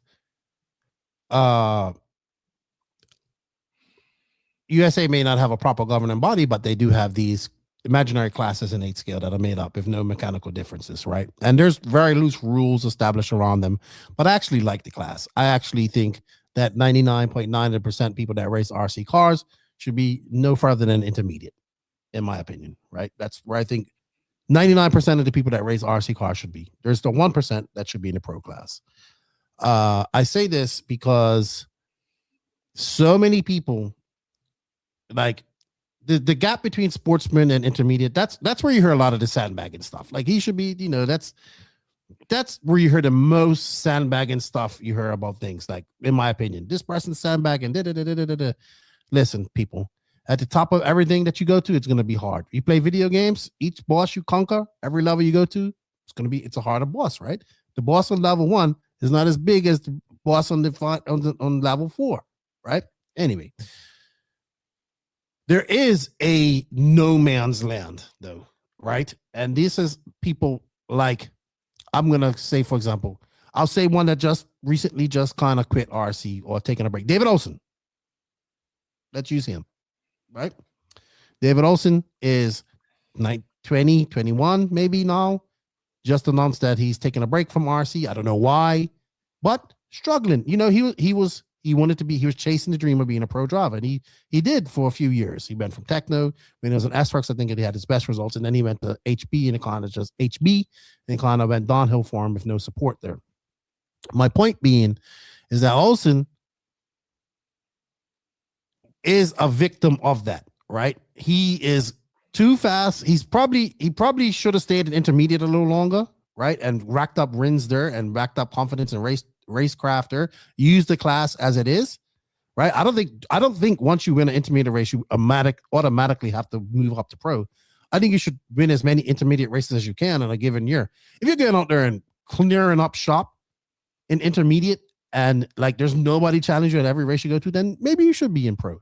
But there's a big group of guys that are fast enough to race intermediate and be faster, but not fast enough to crack that, even the B main of pro. And that I would say that's the semi-pro. Like really, the other option would be to have another class, the semi-pro. But we're not putting more classes out there, right? So it is useful to a point where you do have classes where you can move up and you can learn. If you are let's take this young racer, Reed Saunders, 10 years old, right? He's in Sportsman. He just won Silverstate. Does that mean he should go to DNC and run intermediate? Hell no. I don't even think he should be running intermediate next year. He's 10, right? Let him get in there. Let him get some victories. Let him come on over to the Southeast, race some of the race time events against the intermediate guys there and see where he fares out for a couple of years. When he gets about 13, 14, we bump him up to pro, right? The only successful person that I've seen that went from Sportsman to pro is Little Bump. He just negated intermediate altogether. But Little Bump is special. He is talented, right? Feelong is very talented, and not everybody has that. So I do agree. I think people bump up people too fast, and when they're not ready, and then your confidence just takes hits, right? And then the next thing you're not doing racing because you're not winning. Because it's you want to win, right? So I am an admirer of the classes because one, I am also an admirer of one class, no different classes, right? But I understand that these are her and they're not going anywhere, right? So how do we make these things to develop racers and make them better?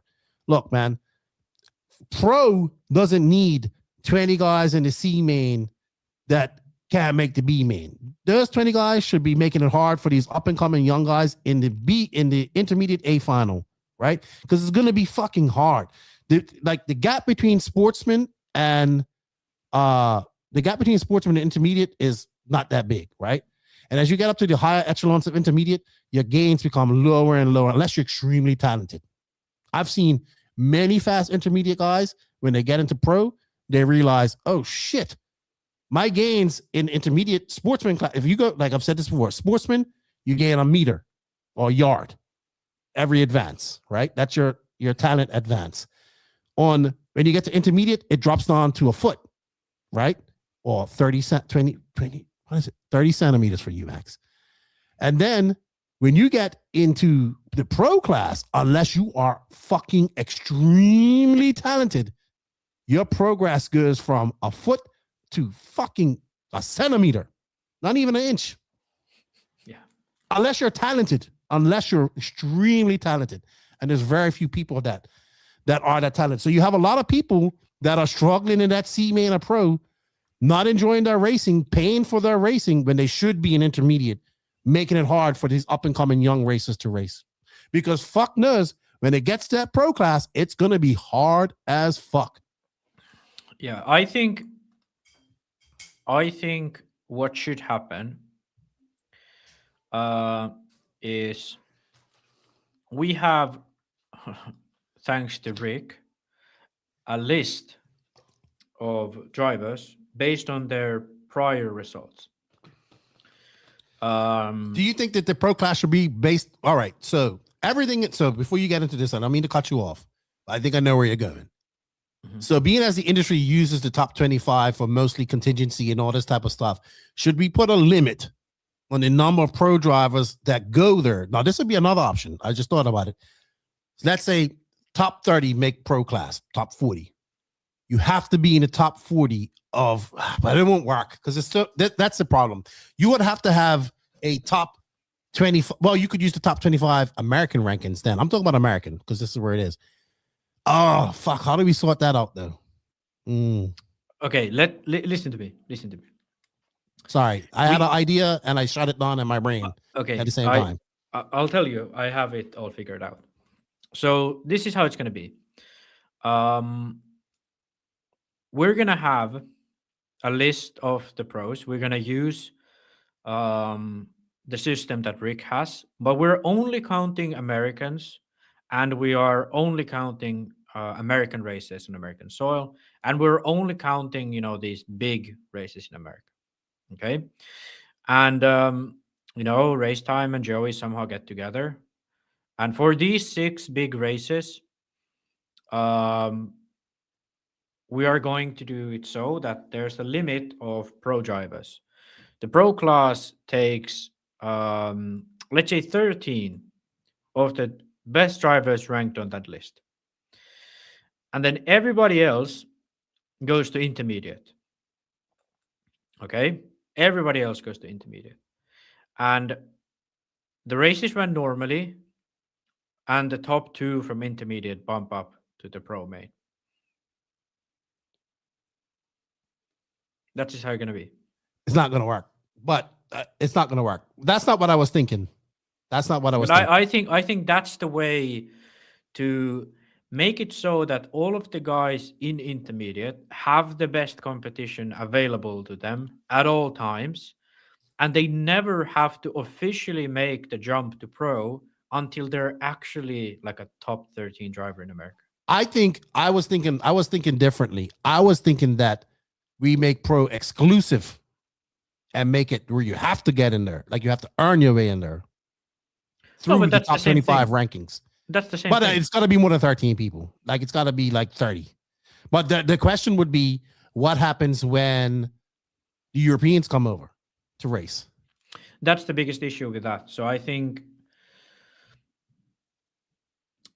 I think when the Europeans come over, basically what you have to do is you would have to like add them just to the pro class. Yeah. And then they just have a regular BP. What I was thinking of was making pro class something that not just anybody, like I can go enter pro class. Right? Yeah, that's the issue. I can go enter pro class. I think we should make it where you have to fucking earn to get like to race that pro class. And the only thing we have is the rankings, because the pro class is going to be the lowest class of them all anyway. And I just want to, because Rick, the real question would be, does staying in intermediate help them get faster so they can move up, or does staying at the top of intermediate make you plateau? I'm not saying that these young guys stay at the top of intermediate. Like this kid Reed Saunders, let's say he goes to intermediate at 13, and by 16 he's won everything out there in intermediate and he's ready to move to pro. Good, that's what it's supposed to happen. But I'm gonna use who I'm gonna use on this here? I'm gonna use Chris Morant, because Chris Morant is somebody that people complain about a lot. Chris Morant was an older gentleman. He's in his 30s. He was chasing the pro RC car racing dream, right? Would win intermediate, bumped up to pro for many years, tried. He tried. He's a good racer. He's a very good racer, right? But he just didn't have he also was trying to do it as a part-time racer, right? Trying to live the dream as a part-time racer. It's almost impossible, right? And at some point you just have to realize that you're not gonna make it, right? So what does he do? Does he stop racing these big events altogether? Or does he drop down to intermediate, which he did, and a lot of people fucking fussed and bust about it, where he realized, okay, I'm going to have more fun running intermediate, right? And running these races, and I'll win once in a while. Well, guess what? That young racer that's coming up in that intermediate class, that's their boss that they have to beat. Chris Morant, right? Because I would rather have Chris Morant gatekeeping intermediate or doing well in intermediate than him not being in RC because he wasn't doing well in pro. He plateaued. He wasn't going to be a pro guy, right? He was too, at that age, when you're 35, got a kid and got a real job, being a pro and getting paid for it isn't going to do it, right? But he got the race. He chased his dream. He realized he wasn't going to do it. He realized, I'm going to go back down to intermediate where I enjoy my racing instead of being in a C main, a pro. Debate is people don't move. People like Chris Morant don't need to move up. It's people like this kid Reed Saunders that needs to move up. 99% of the people should be in intermediate. in my opinion. Yeah. Okay. Because So- because I'm reading the comments and people are saying, like Bobby's saying, what is the bait for people to move up? I believe racing faster people makes you faster. We're not talking about that. We're not talking about that. We're talking and we're talking about pro on a national level, not pro at your club race or your regionals. That's a whole different thing, Okay. right? I got the results from Silverstate now. Okay. So at the bottom of the pro, basically the top 25 of the pro would have TQ'd intermediate with their qualifying results. They would have TQ'd intermediate. Everybody above 25th of pro. So there's there's 7 guys in pro who would not have TQ'd intermediate. And basically all of those 7 guys would have TQ'd like, or at least being close to the top, let's say in the top 5 in intermediate. So basically there's 7 drivers in the pro class who would elevate the level of intermediate. To basically, what that means is for all of those guys in intermediate, they would have better competition. They would have closer competition, and they would have to push themselves to match the competition better. And that's what elevates your level.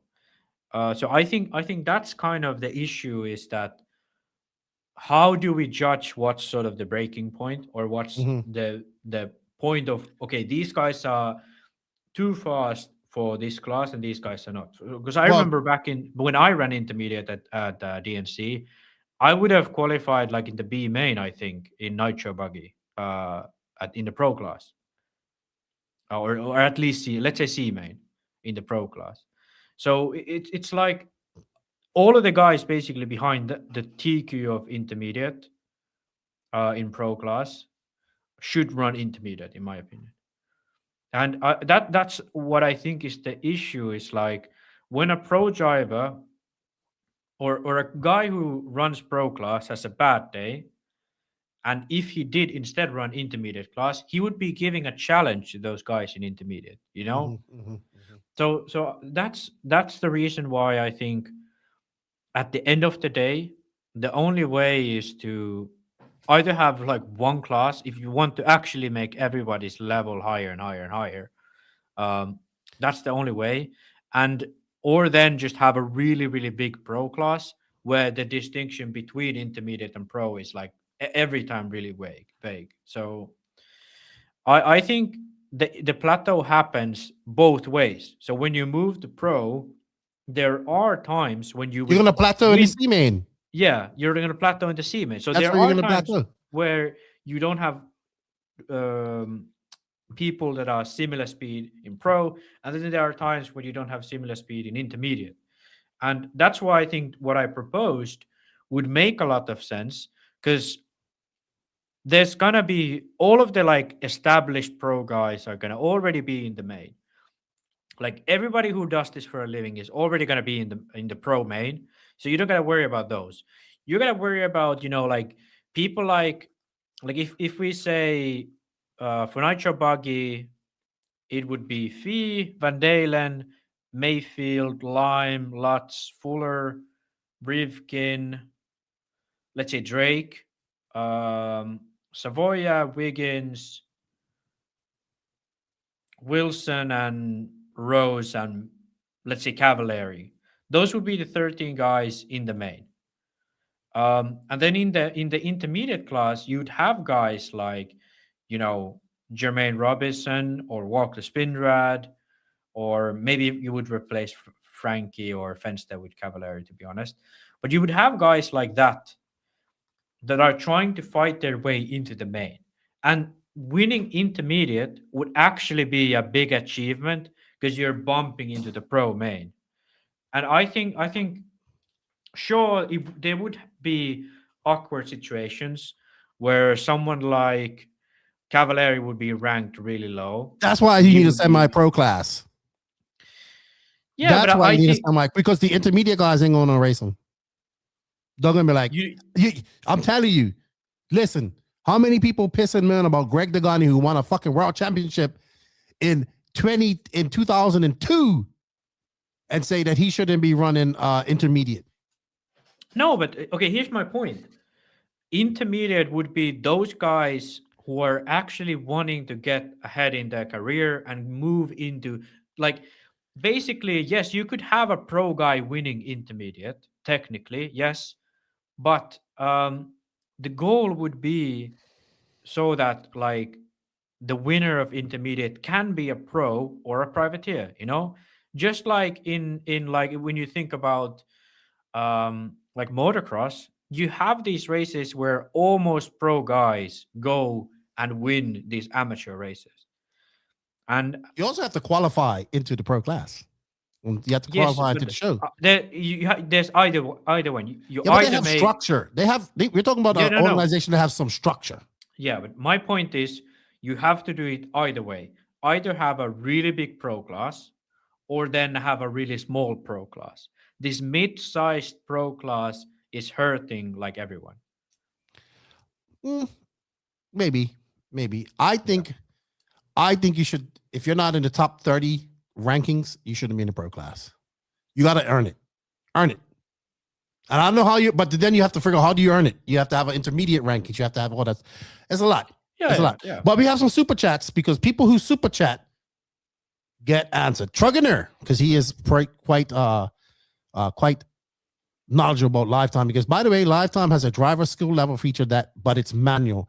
If Lifetime actually used it to rank drivers national, international, it would be good. One of two. And he sends another one. $5. Thank you, Charlie Mac. Racing classes wouldn't be an issue. Drivers would register for a race and find out what class they're in when they arrive. That is probably the best fucking thing to do. And he says, oh, hold on. He sent another $5 super chat. Racing, hold on. Yeah, Oh, no, read it's them just both, two. those two. But he had another one. Okay, there we go. I was confused. He said the same thing twice. Thank you, No, Charlie Mac. I I'm still agree. the OG Truggy. Yeah, Acknowledge me. there's also one way to do it, which is like, because qualifying is against the clock.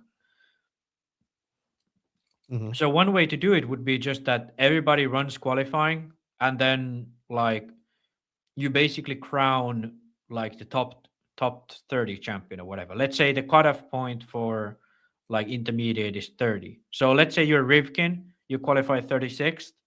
Well, tough luck, dude. You didn't make it into the pro class. You know, like that's one way to do it. That basically that would put much more emphasis on qualifying as well for these guys, that you have to qualify into the race. That's what they had in Formula One back in the day, that because they had so many cars that if you didn't qualify, you would pack your bags on Saturday and leave, and the other guys would race on Sunday. Maybe he goes home. He doesn't make the top 30. He goes home. This guy, maybe. Chris Thomas A5, raised the entry fee price for pro classes at national races. All pro classes should get a cash purse. Chassis sponsorship should pay for the entry fees. Okay, this is the best by far. Yeah, they do. They pay for their chassis. The chassis pay for their entry fees, and they get a contingency from the chassis every person on every sticker on their car at a pro class. Yeah, but okay, imagine Keenan. Imagine this is the guy's idea. Basically, you raise the per class entry fee to like, let's say $250. No regular privateer would pay $250. So you would basically have to actually be pro to run in the pro class. Maybe that or works. Then have and then that 750 euros that you pay for your 3 classes or whatever. It has a cash payout. I like that idea. They have a cash payout. Yeah.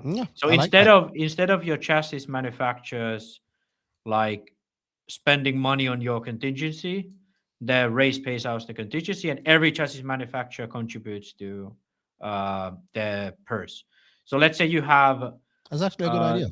Yeah, if you have like 25 pros, and the chassis manufacturers pays $750 for each of them, what is that? I don't think it will clean up the racing though, Chris. That's 1800. I think it'll still be the same. It will still be the same. Listen, these guys are racing for money, just not payout money. I would beg to differ. I would love to know what contingency, because Mayfield won 2 classes. I want to know how much money he went home with. I wonder. Okay, dude, listen to this. So if we Oh had Jesus! 25 guys Okay. in the pro class, and every single guy paid 750, the cash purse for 3 classes, so you divide it by 3, so you would have basically a 6 grand purse per class. So you could give out basically, let's say, 4 grand to the winner, 2 grand to second, and a grand to third, or something like that. I don't know. I know one thing, because Checkered Past brought this up about sponsorships. We should not, if anything we can fucking learn in 2026, let's please stop equating sponsorship to skill level in RC. Can we stop this, please? Because it doesn't matter if that guy is 75% sponsored or what. If he does, it doesn't matter no more. It doesn't matter. Everybody can get sponsored. Anybody can get sponsored. Simple as that. 50% doesn't mean anything. Anybody can get that. If you have a credit card, you can get it. So let's stop ranking classes on your sponsorship, because it doesn't fucking matter. And listen, in 2026, can we stop complaining about? I did say that by mistake. I'm sorry. Can we stop complaining about sponsored people and fucking sportsmen? It's 2026. There's been sponsored people and sportsmen since the 90s, or whenever sportsmen started. I don't know. You know, I think that argument is so dumb that I don't even really care when people make Mike Lopes, how are you doing? Is age a variable? I believe once you've won many sportsman intermediate races, especially at a national or race time events, let's say 2 times, you're 18 plus, you move up. If you're 40 plus, run intermediate as long as you want. I am not sponsored by nobody individually. The podcast is sponsored, but I am individually open to run whatever I want. That's a difference. I got sponsored once. I didn't like it. Is age? No, I don't think it's a variability. I don't think once you go 18, you move up, because there's not everybody's going to want to run pro, man. Listen, like, pro should be for the people that are trying to be pro drivers. That's just as simple as that. I think there should be an open class, and then there should be under 18, and then there should be like if you want to talk over 40. If you want to talk about another age group class, when are we going to get some fucking proper junior, and not 25-year-old juniors like JQ? A junior's not even 18. A junior, that's older than 18. I want to start seeing some more junior class at this. But the issue is, it's such a gap between, like, you could, if you have a junior race and Little Bump goes races in it, fuck, he's going to beat everybody. No, but this is okay. This is how like the Euros do. No, this is how you do it in American races. So 40 plus, they can run intermediate and 40 plus, right? Mm-hmm. Well, not if you're Greg Degani or JQ. Yeah, but so in the future, you would have open and pro, and then on top of those, you'd have junior, and then you have 40 plus. So you would have basically under 18, and then you can run intermediate or open class as well. So if you want to, you can run both classes. Same with plus 40. If you are over 40 or over 50, you can run that class and then intermediate.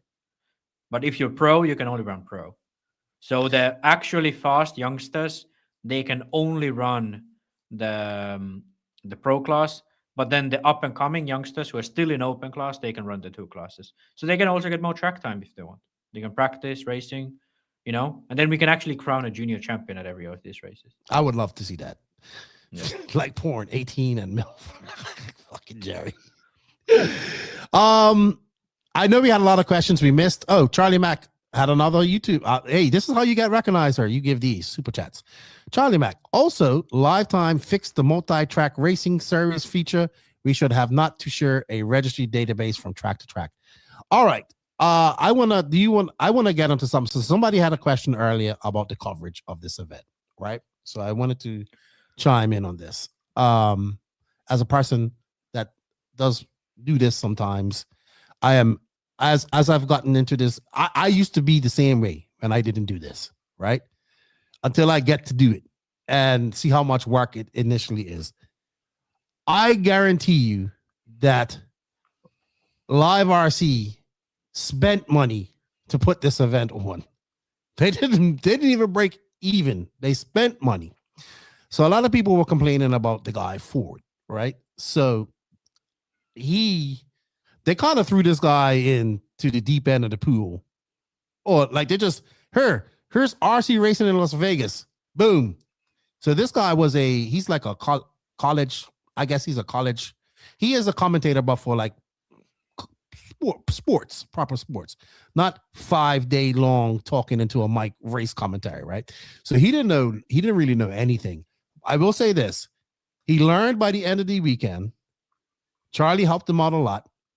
A lot of people were not happy with the coverage and stuff like that.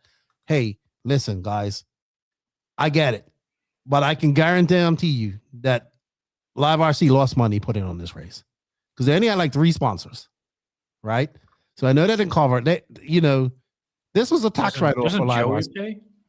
No, no, he does not. I found out he does not pay. Nope. I don't know. He doesn't have to, because usually Live RC gets enough sponsorship to broadcast this race. That's why. Okay. He does not. From what I know, he does not pay, and I've been told that. What's up, DL Adventure? What's up? He race showed you guys from Donnie and Donnie's dad. That's also another young father-son. So I want to get back on the commentary. I liked Ford's voice and the way he was trying to call the race, right? You can see he's a professional commentator. He just didn't know anything about RC. And us RC nerds are getting, dude. You know what I would do? I would sit in her, and I was doing a lot of wrenching this weekend, and I would come in my office because I had both my kids, and I was trying to get away from them, which was just my spare bedroom.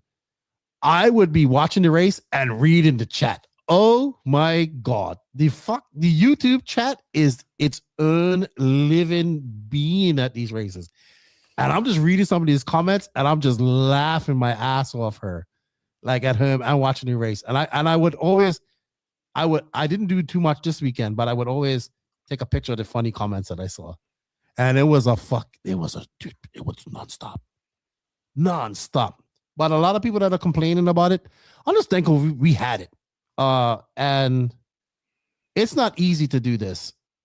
And I know that this comes down to the date. Like, this jumbled up a lot of things. Like, I wasn't even sure if Live RC was going to cover it. Could they be better? Absolutely. But I thought was it bad? Hell no. I thought it was very good for what it was. Right? And I don't think I'm happy that we had it, because it would have sucked not to have it, because we might not have had it, because maybe Live RC couldn't have done it because of the date change. And well, that's why I didn't have Scotty, because he's at the Chili Bowl. So I'm glad we had coverage. I don't mind Ford. Oh, he made me laugh at some of the things he said, and I will get. It's hard when even JQ timed in. Is like, oh, I have an this was funny. He timed in the chat and he goes, I have an idea. Why don't you not follow the leader or not follow the battles and talk about food for the entire time? I was laughing. I do appreciate people. No shakies mentioned. No, because he wasn't there. I do people giving me compliments saying I should have been there and stuff like that. I get it, but I think dude, that's a lot of talk. Like, that guy went from doing maybe a 3-hour talking stint to like, shit, I got to talk 16 hours, 12, 13 hours a day. That's a lot. Nobody does that. That's why we can't get RC in mainstream, because nobody fucking doing that shit.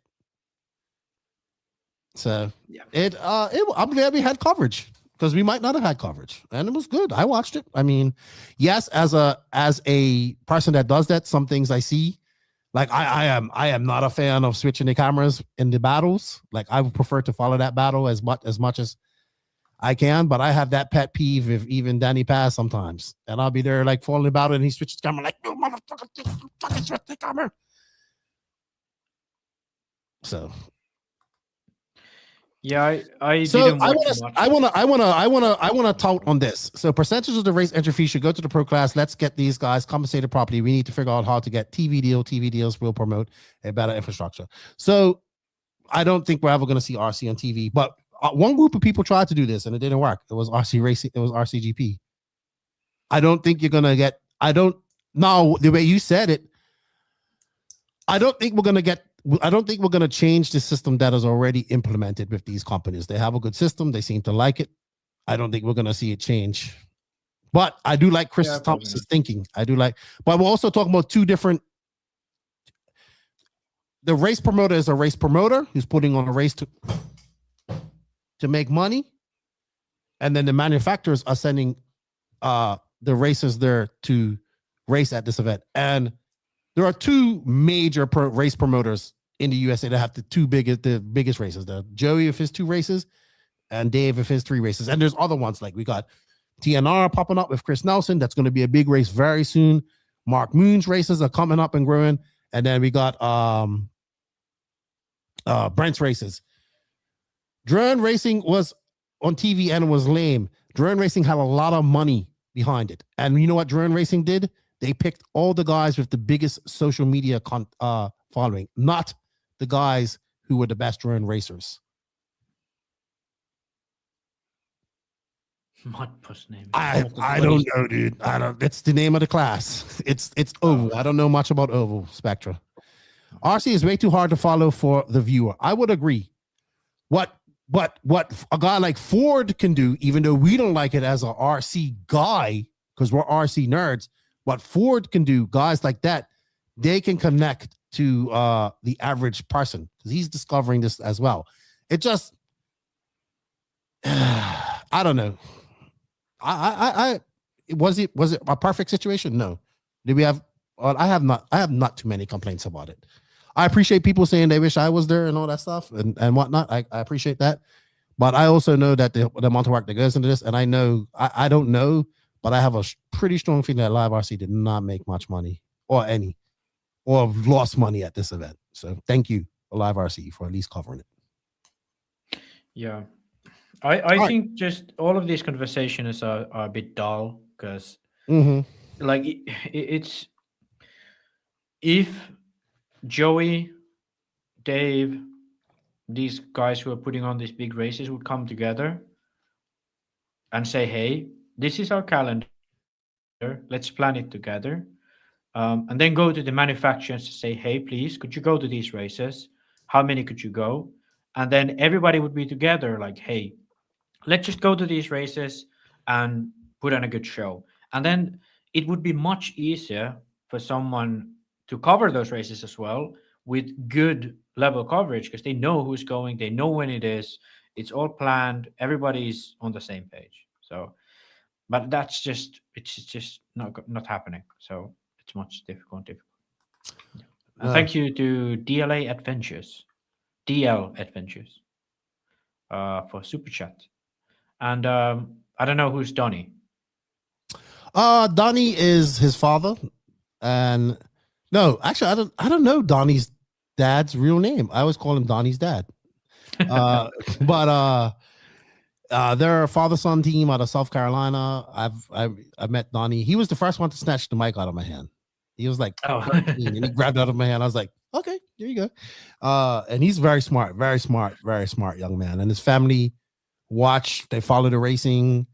They watch him every race we go to. They following him, and Northeast Georgia. I apologize. I thought you were from South Carolina.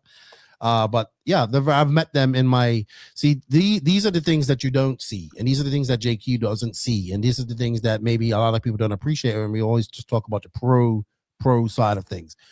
Fundamentally, I agree with you. The pro side of things is what we need to push forward to grow RC, but what keeps these streams going and what keeps companies like Elite there to go and do these type of things are people like Donnie and his family that watch and tune in and participate in the waffles that make it going.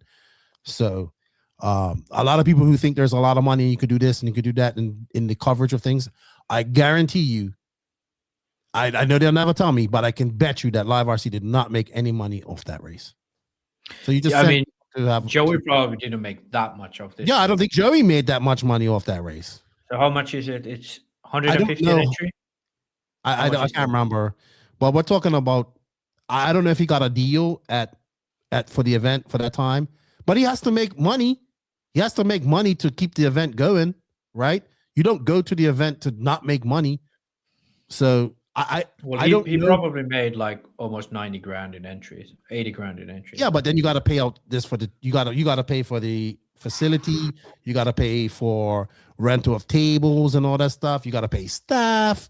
You got to pay people to man it, all that type of stuff. I mean, Yeah, you start taking all that out. You got to pay. You start taking all that I out. think he made probably like 20 to 30 grand profit. I see what you mean, Tony Schumacher. Tony Schumacher sent me a message. Okay, I got you. But I have he got me. You got me. You got me. I'll tell you off the screen. He sent me a message. Thank you, Chris Thomas. We appreciate it. I like Chris Thomas's thinking though. He has good thinking. The problem is thinking like that, and then when you get in there and you see the reality of things, of how things are done. These it's places just making that much money, man. They're making some money, but they're not making enough. And you were shocked just now when you heard that Joey doesn't pay for live RC. He does not. Yeah, they get their sponsors and their own dime. Yeah, but I mean, I'd say they do make a decent amount of money, but you can make more money in other industries. I mean, you make good money. Don't get me wrong. I would say that Joey makes good money at DNC. So, yeah, but he doesn't have to pay the cost of the facility. Well, he has to pay for the facility for the year, but you got to remember, he has that one big DNC race. He isn't getting fucking 300 people to a DNC club race. Paris club race. Yeah, no. Right? It's like, this is how he makes his yearly income. Yeah, of course. He definitely makes more money at DNC. I don't care about what people make. They should make money, because if they don't make money, we won't have these events. Yeah. So, all right. I think it's time to go. You gotta go. I think it's time to go. Max, we've been going for 3 hours and 46 minutes. You can't hang with the big dogs. You can't hang. This is plenty. You can to plenty. I heard you and freaking Will go on tangents for 4 hours on 10 scale. Yeah. You can call JQ. He can call. Y'all gonna talk about JQ and his comeback again? No, we're not gonna. How much? All right. Well, I said 6 months. How much you giving it? I think he's gonna do more than 6 months because we raged against him. When is Euros? I think he's gonna go until Euros. So it's about 6 months. Look, that's half the time left he went last time. Man, I'm Max. Yeah. You know what, dude? JQ's transition to like skinny Seth Rogen is more and more every day. Seriously, if you look at his hairstyle now, he looks like a skinny Seth Rogen. Yeah. I was watching his video. So I want to thank everybody for tuning in. I'll be back next week for a Coffee and Waffles, Coffee and RC. I'm trying to do those live shows every Monday. Don't know if I'll get them done while I'm on the track. What this guy says? Agree, left. I think he's talking about Truggy, the best class in the world. Camera angles need closer shots of the cars. They look too small. Would be more realistic. Dude, you can't get too zoomed in. Then people get motion sickness. Literally have people say zoom out or getting sick. You can't zoom in too close, because then the fucking cars move so fast. You're like, it's going. I know. What does it cost for an international driver to make races in the States? Well, you know what, Max? There you go. You're an international driver. You've been to the States. To come from Europe to America, it's about 600 to 800 on flights, depending on where the race is. East Coast is a bit more expensive. The South, unless it's in Florida. Yeah. So, well, I mean, if you'd fly to somewhere like Ohio, probably be expensive too. But LAX is pretty cheap. So let's say 600 to 800 per flight. Usually you go with a mechanic. That's probably 1,500 on flights. Hotel for a weekend like that, maybe 500, I'd say. Get a rental car. Entries for 3 classes, 450. I'd say a good $3,000, probably. 400. Yeah. Then you got a food, and it is. I would say probably one of the cheapest races places I've been to race has been Portugal. Yeah. Otherwise, no, getting there was not as cheap. Getting there was a little more expensive. Lance says you're way off. What do you mean I'm way off? Cost of an international. You haven't figured in salary, because these guys have to get paid on their day off while they're there as well. They don't pay for their food. Like it depends. If you go alone, you can get under $2,000. You're talking about as a like you just going on your own. If you go as a racer, if you go, it's gonna be like $2,000 alone, I think. Well, that would be you traveling. You like to stay in fucking hostels. Yeah. But if you how much is a hotel in Vegas? I don't know. I don't know. Could be cheaper. Well, that race you don't need a car. Yeah.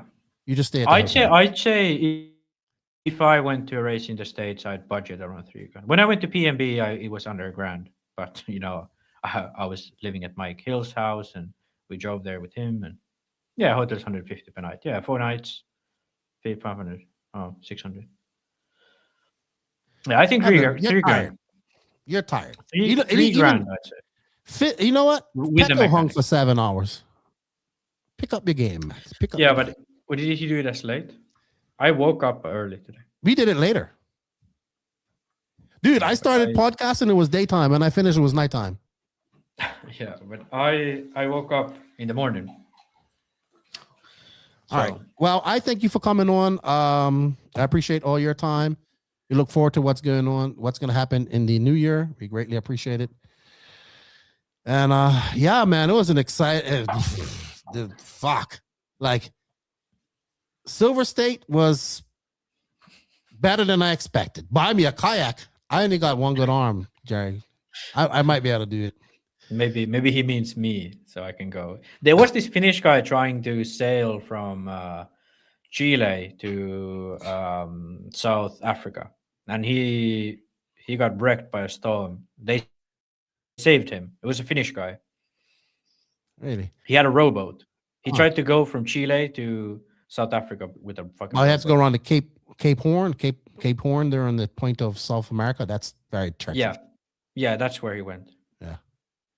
$400 a night. What type of hotels you guys staying in Vegas? Yeah, people. South Point isn't $400 a night. Can't be. I paid when I went to Vegas. He's counting in the hookers. I'm sure you can pay much more than $400 a night. But when I went last time to Vegas, I shared a room with. I think it was like I think it was like $1,000 for the weekend, for the week that was there. So it was like $500 each that we paid. I can't remember. It's been a long time. So Lola, Hanky says Herky is my homeboy. Yeah, Pecco is an alien. Max is human. Cat corporate too. Pecco, no Chipotle before racing. Yeah. That's it's you Finnish guys and Truggy, man. What the fuck you guys got against Truggy so much? Truggy. I like fuck Truggy, dude. 750 from Tuesday to Sunday. Yeah, I wasn't far off. Yeah, that's about what I paid. At South Point. Yeah, that's not bad. Okay, Keenan.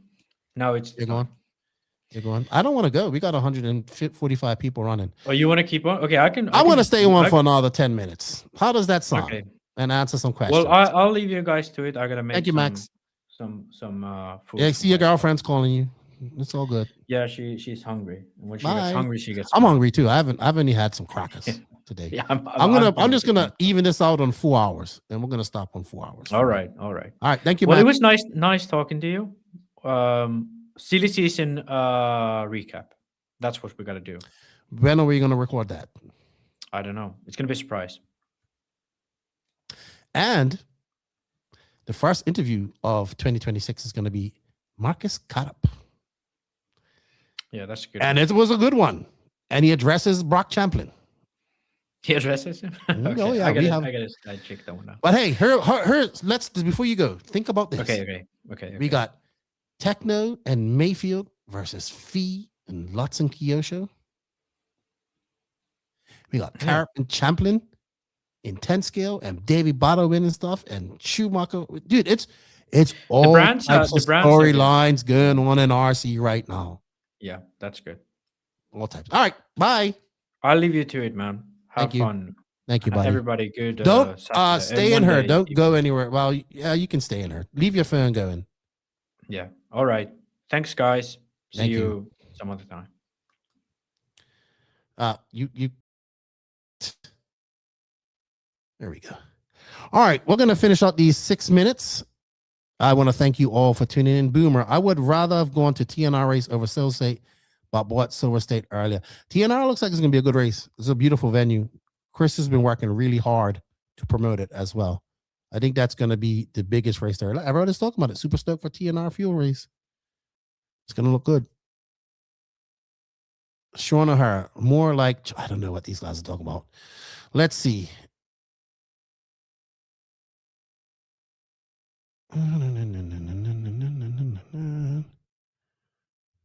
Okay. So we have exactly 5 minutes, 4 minutes and 30 seconds before I shut this down. If you guys have any more questions. Bevan's RC, thoughts on the Sparko cars? What would you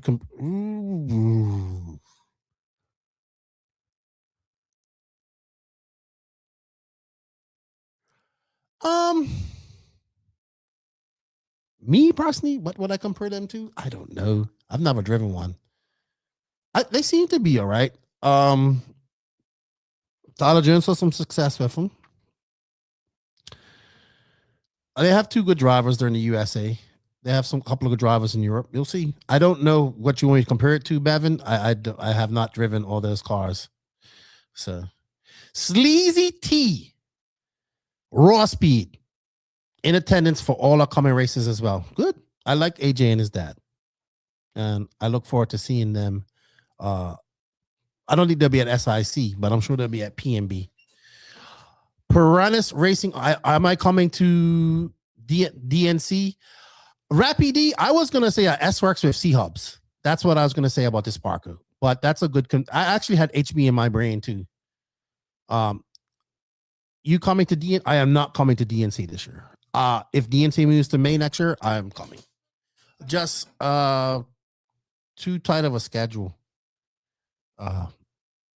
here. So not coming to DNC this year, unfortunately. Not that I would like to, but just not. I've waited. It's shit. We're almost February. I'm not gonna have time to get funds to go. But next year in May, doable, because I have nothing going on in May, and I would like to go. Why did they take away Nick's name? It's Raymond Gaginski. Nick, I have nicknames. I don't know what you're talking about.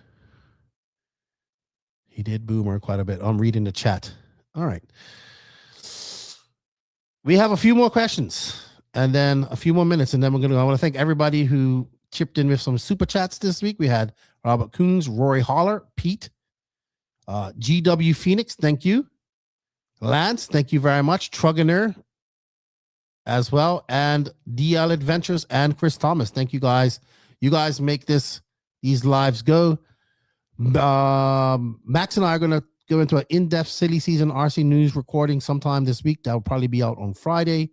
And then the Marcus Carrop interview will drop the following Friday. I'll be live Monday, Tuesday, not this Tuesday coming, but the following Tuesday. I'm off to Beast of the East I'm going to race some gas. I'm not going to race, but I'm going to practice some gas truck. I might race. Someone gives me a car, I might race. SIC, I'm definitely going to try and race e-Truggy there. And then we have INS as well. So it should be good. I'm looking forward to going to trackside again up there in Wisconsin, and it should be good. Yeah, J-Cap Nitro. All right, Boomer Wheeler. Do you think young kids should try and run stick radios instead of traditional surface radios with kids playing so much video games on phones and consoles? I think that So I'll use Feelong as because he's the only kid in America that runs stick radios. In Europe, it's different. It's a lot of people use stick radios. But Feelong basically had to use a stick radio because his hands weren't big enough for the pistol radio when he was young. So and you know what? I actually kind of experienced this the other day with my daughter, and she was running my monster truck for the first time. And it was a little bit difficult for her to put the controller, because she's never had to really use brakes before. And then she was like, oh, I got to use brakes. And she realized, oh, I have to, it could be difficult, but maybe. I don't think it's the controller. I think these kids, they're just good. Like my son, he plays games. He's a badass gamer. And he was able to, he never raced on a track in his life. He did Wicked Weekend. He didn't do too well. Never raced before, made it around the track. He was able to do it. He went to a club race the following weekend, and a guy took him and showed him what to do. He knew what to do. And you know what he said? He knew how to do that. He said that because I saw him whipping the car. I was like trying to whip it and do things. I was like, well, where did you learn that? He goes, oh, I just sat there and watched the fast guys race at the other race. Seriously, that's what he told me. And that's how he's like, I was just trying to do what they're doing. These kids are watching. Casey, I'm going to see you. You, Al Horn, going to resume your battle at INS here shortly. So what's happened? So, Reed, Dad and I have been talking about it for Little Reed. Yeah, I don't know. I think if he's already started on the pistol grip thing, I think it's going to be a very hard transition. If he's struggling, which he doesn't seem to be struggling at all, I would just keep it going, man. But if I was you, I would be looking at I wouldn't be looking at the radio. I would be looking at hand-eye coordination exercises. That's what I'd be looking at. Working out something like that. Yes, there will be, but only one coming on top. That will be me with the TLR. Casey is very fast. Very fast. Very fast. All right, guys. I'm going to, it's 4:17 here. I need to get some lunch. I'm running on coffee. That's all right. I could stand to lose a little bit of weight. All right, so we will be back for a live show on Monday. And I'll be just myself around the same time. I think there's a cool, I will try to do them while I'm on the road. If not, I will do them. We'll probably do some live shows from the tracks that I'm at. That's the goal. But I'm also trying to enjoy myself. And I'm working on I did want to bring up something before I close up. Working on my gas truck, my Ignite Design gas truck. Gene Stroud's helping me out with that. So I wanted to talk to you guys that are still here watching. You're probably going to see some things here in the NNRC coming up. You're going to see me doing something called Lefty's RC Life, which is something I've been playing around with for a little while. And basically, that's going to be a playlist. We're going to have different playlists on the YouTube channel. We're going to get everything organized. Max is going to be doing some setup stuff. JQ says he's going to be doing some setup stuff. So you're going to be able to check that out. But the goal is to grow the YouTube channel, right? We're at, what is it? I don't know, 8,300 subs, almost 8,400 subs. We need more than that. And I want to enjoy RC, and I want to have cool RC things and do that and make content around it. So Lefty's RC Life is going to be probably not, it's going to be whatever it can be. It can be a vlog for me traveling to a race. It can be me going on having fun with my daughter, doing some monster trucking. It can be a product review. It can be anything like that. It can be me on a trip for a race, going to do a toy hunt, something like that. But the goal is to generate and get more people coming to the NNRC YouTube channel and dabble and touch into that bashing, crawling, all this type of stuff I like too. I love crawling, I like bashing, all this type of stuff. So I'm trying to tap into that market and get some of them people to come on over, see what we're doing in racing. Maybe if we get 5 people come over and 2 of them see what we're doing. I learned this from Mark Santamaria, what he's doing. Love what he's doing. And I just want to do some cool things with my kids. I don't make New Year's resolutions. I don't do anything like that. So if you see things like that coming up on the channel, don't diss it. Don't think Lefty's selling out or anything like that. Racing is still my passion and my blood, and the first 4 months and all my passion and what the NNRC is. But this year I've been talking about it. I'm actually going to do it, and that's going to. People's like, why don't you make a separate channel? I'm not doing that. It's just going to be a playlist on there. The goal is to also attract people to see what side of racing is going on. We're doing that. We're doing a lot more INS content as well for that, because I really enjoyed that. As for the Worlds this year, I'm not sure what's actually going to happen with that, but I know I'll be there. I'm not sure in what capacity I'll be there, but I'll be there, and I'm looking forward to that. And we're still going, man. I go 48 this year, so I'm getting old. I'm fat, so that has to happen. I need to lose some weight, and I don't make New Year's resolution, but I did make a promise to myself this New Year's. I said, look, you got 3 more years. You're going to be 50 in 3 years' time. Well, 2.5 now. And the goal is to be still doing this, but on a much bigger level. I need the YouTube generating income more. I need to be enjoying RC. I think getting back in racing over the last 1.5 years. Thank you to Lance for allowing me to race and let me race entry free. And Patrick and Gene, everybody who's helped me out at the races. The last couple of years of getting to doing some racing here and there has really ignited my passion for RC again. I will still have it, but doing RC. So you're going to see videos coming out. May not be your style of videos. I was kind of thinking, what can I do? I really want to do, we're racing her. The only racing going on here is on-road. We have GT, G2 Nitro and 5th scale. They have some electrics going on. I'm more interested in doing some GT racing. Going to plan some content around that. My goal is to get a GT built, get it tuned in with my buddy who is would be my personal mechanic if I was a pro racer, and try to make an A-main or batter her. And then after that, hopefully my daughter gets into it or whatever, or my son. So by 50, I want to be able to just be, doing my podcast, which I still like, have the Patreon going, have the YouTube members going, have the YouTube generated, Facebook, all that stuff. And I want to kind of be just dabbling in both worlds of enjoying RC and doing odd things in RC. Like I want an RC sailboat. I have all these RC boats. That's another thing. I'm going to make some video about, I feel that RC boats can go. Yes, we're talking about Ignite Design. I will have it at, I'll finally have it and run it at Beast of the East on their clay track with slicks. I'm just going to practice with it and bring it home.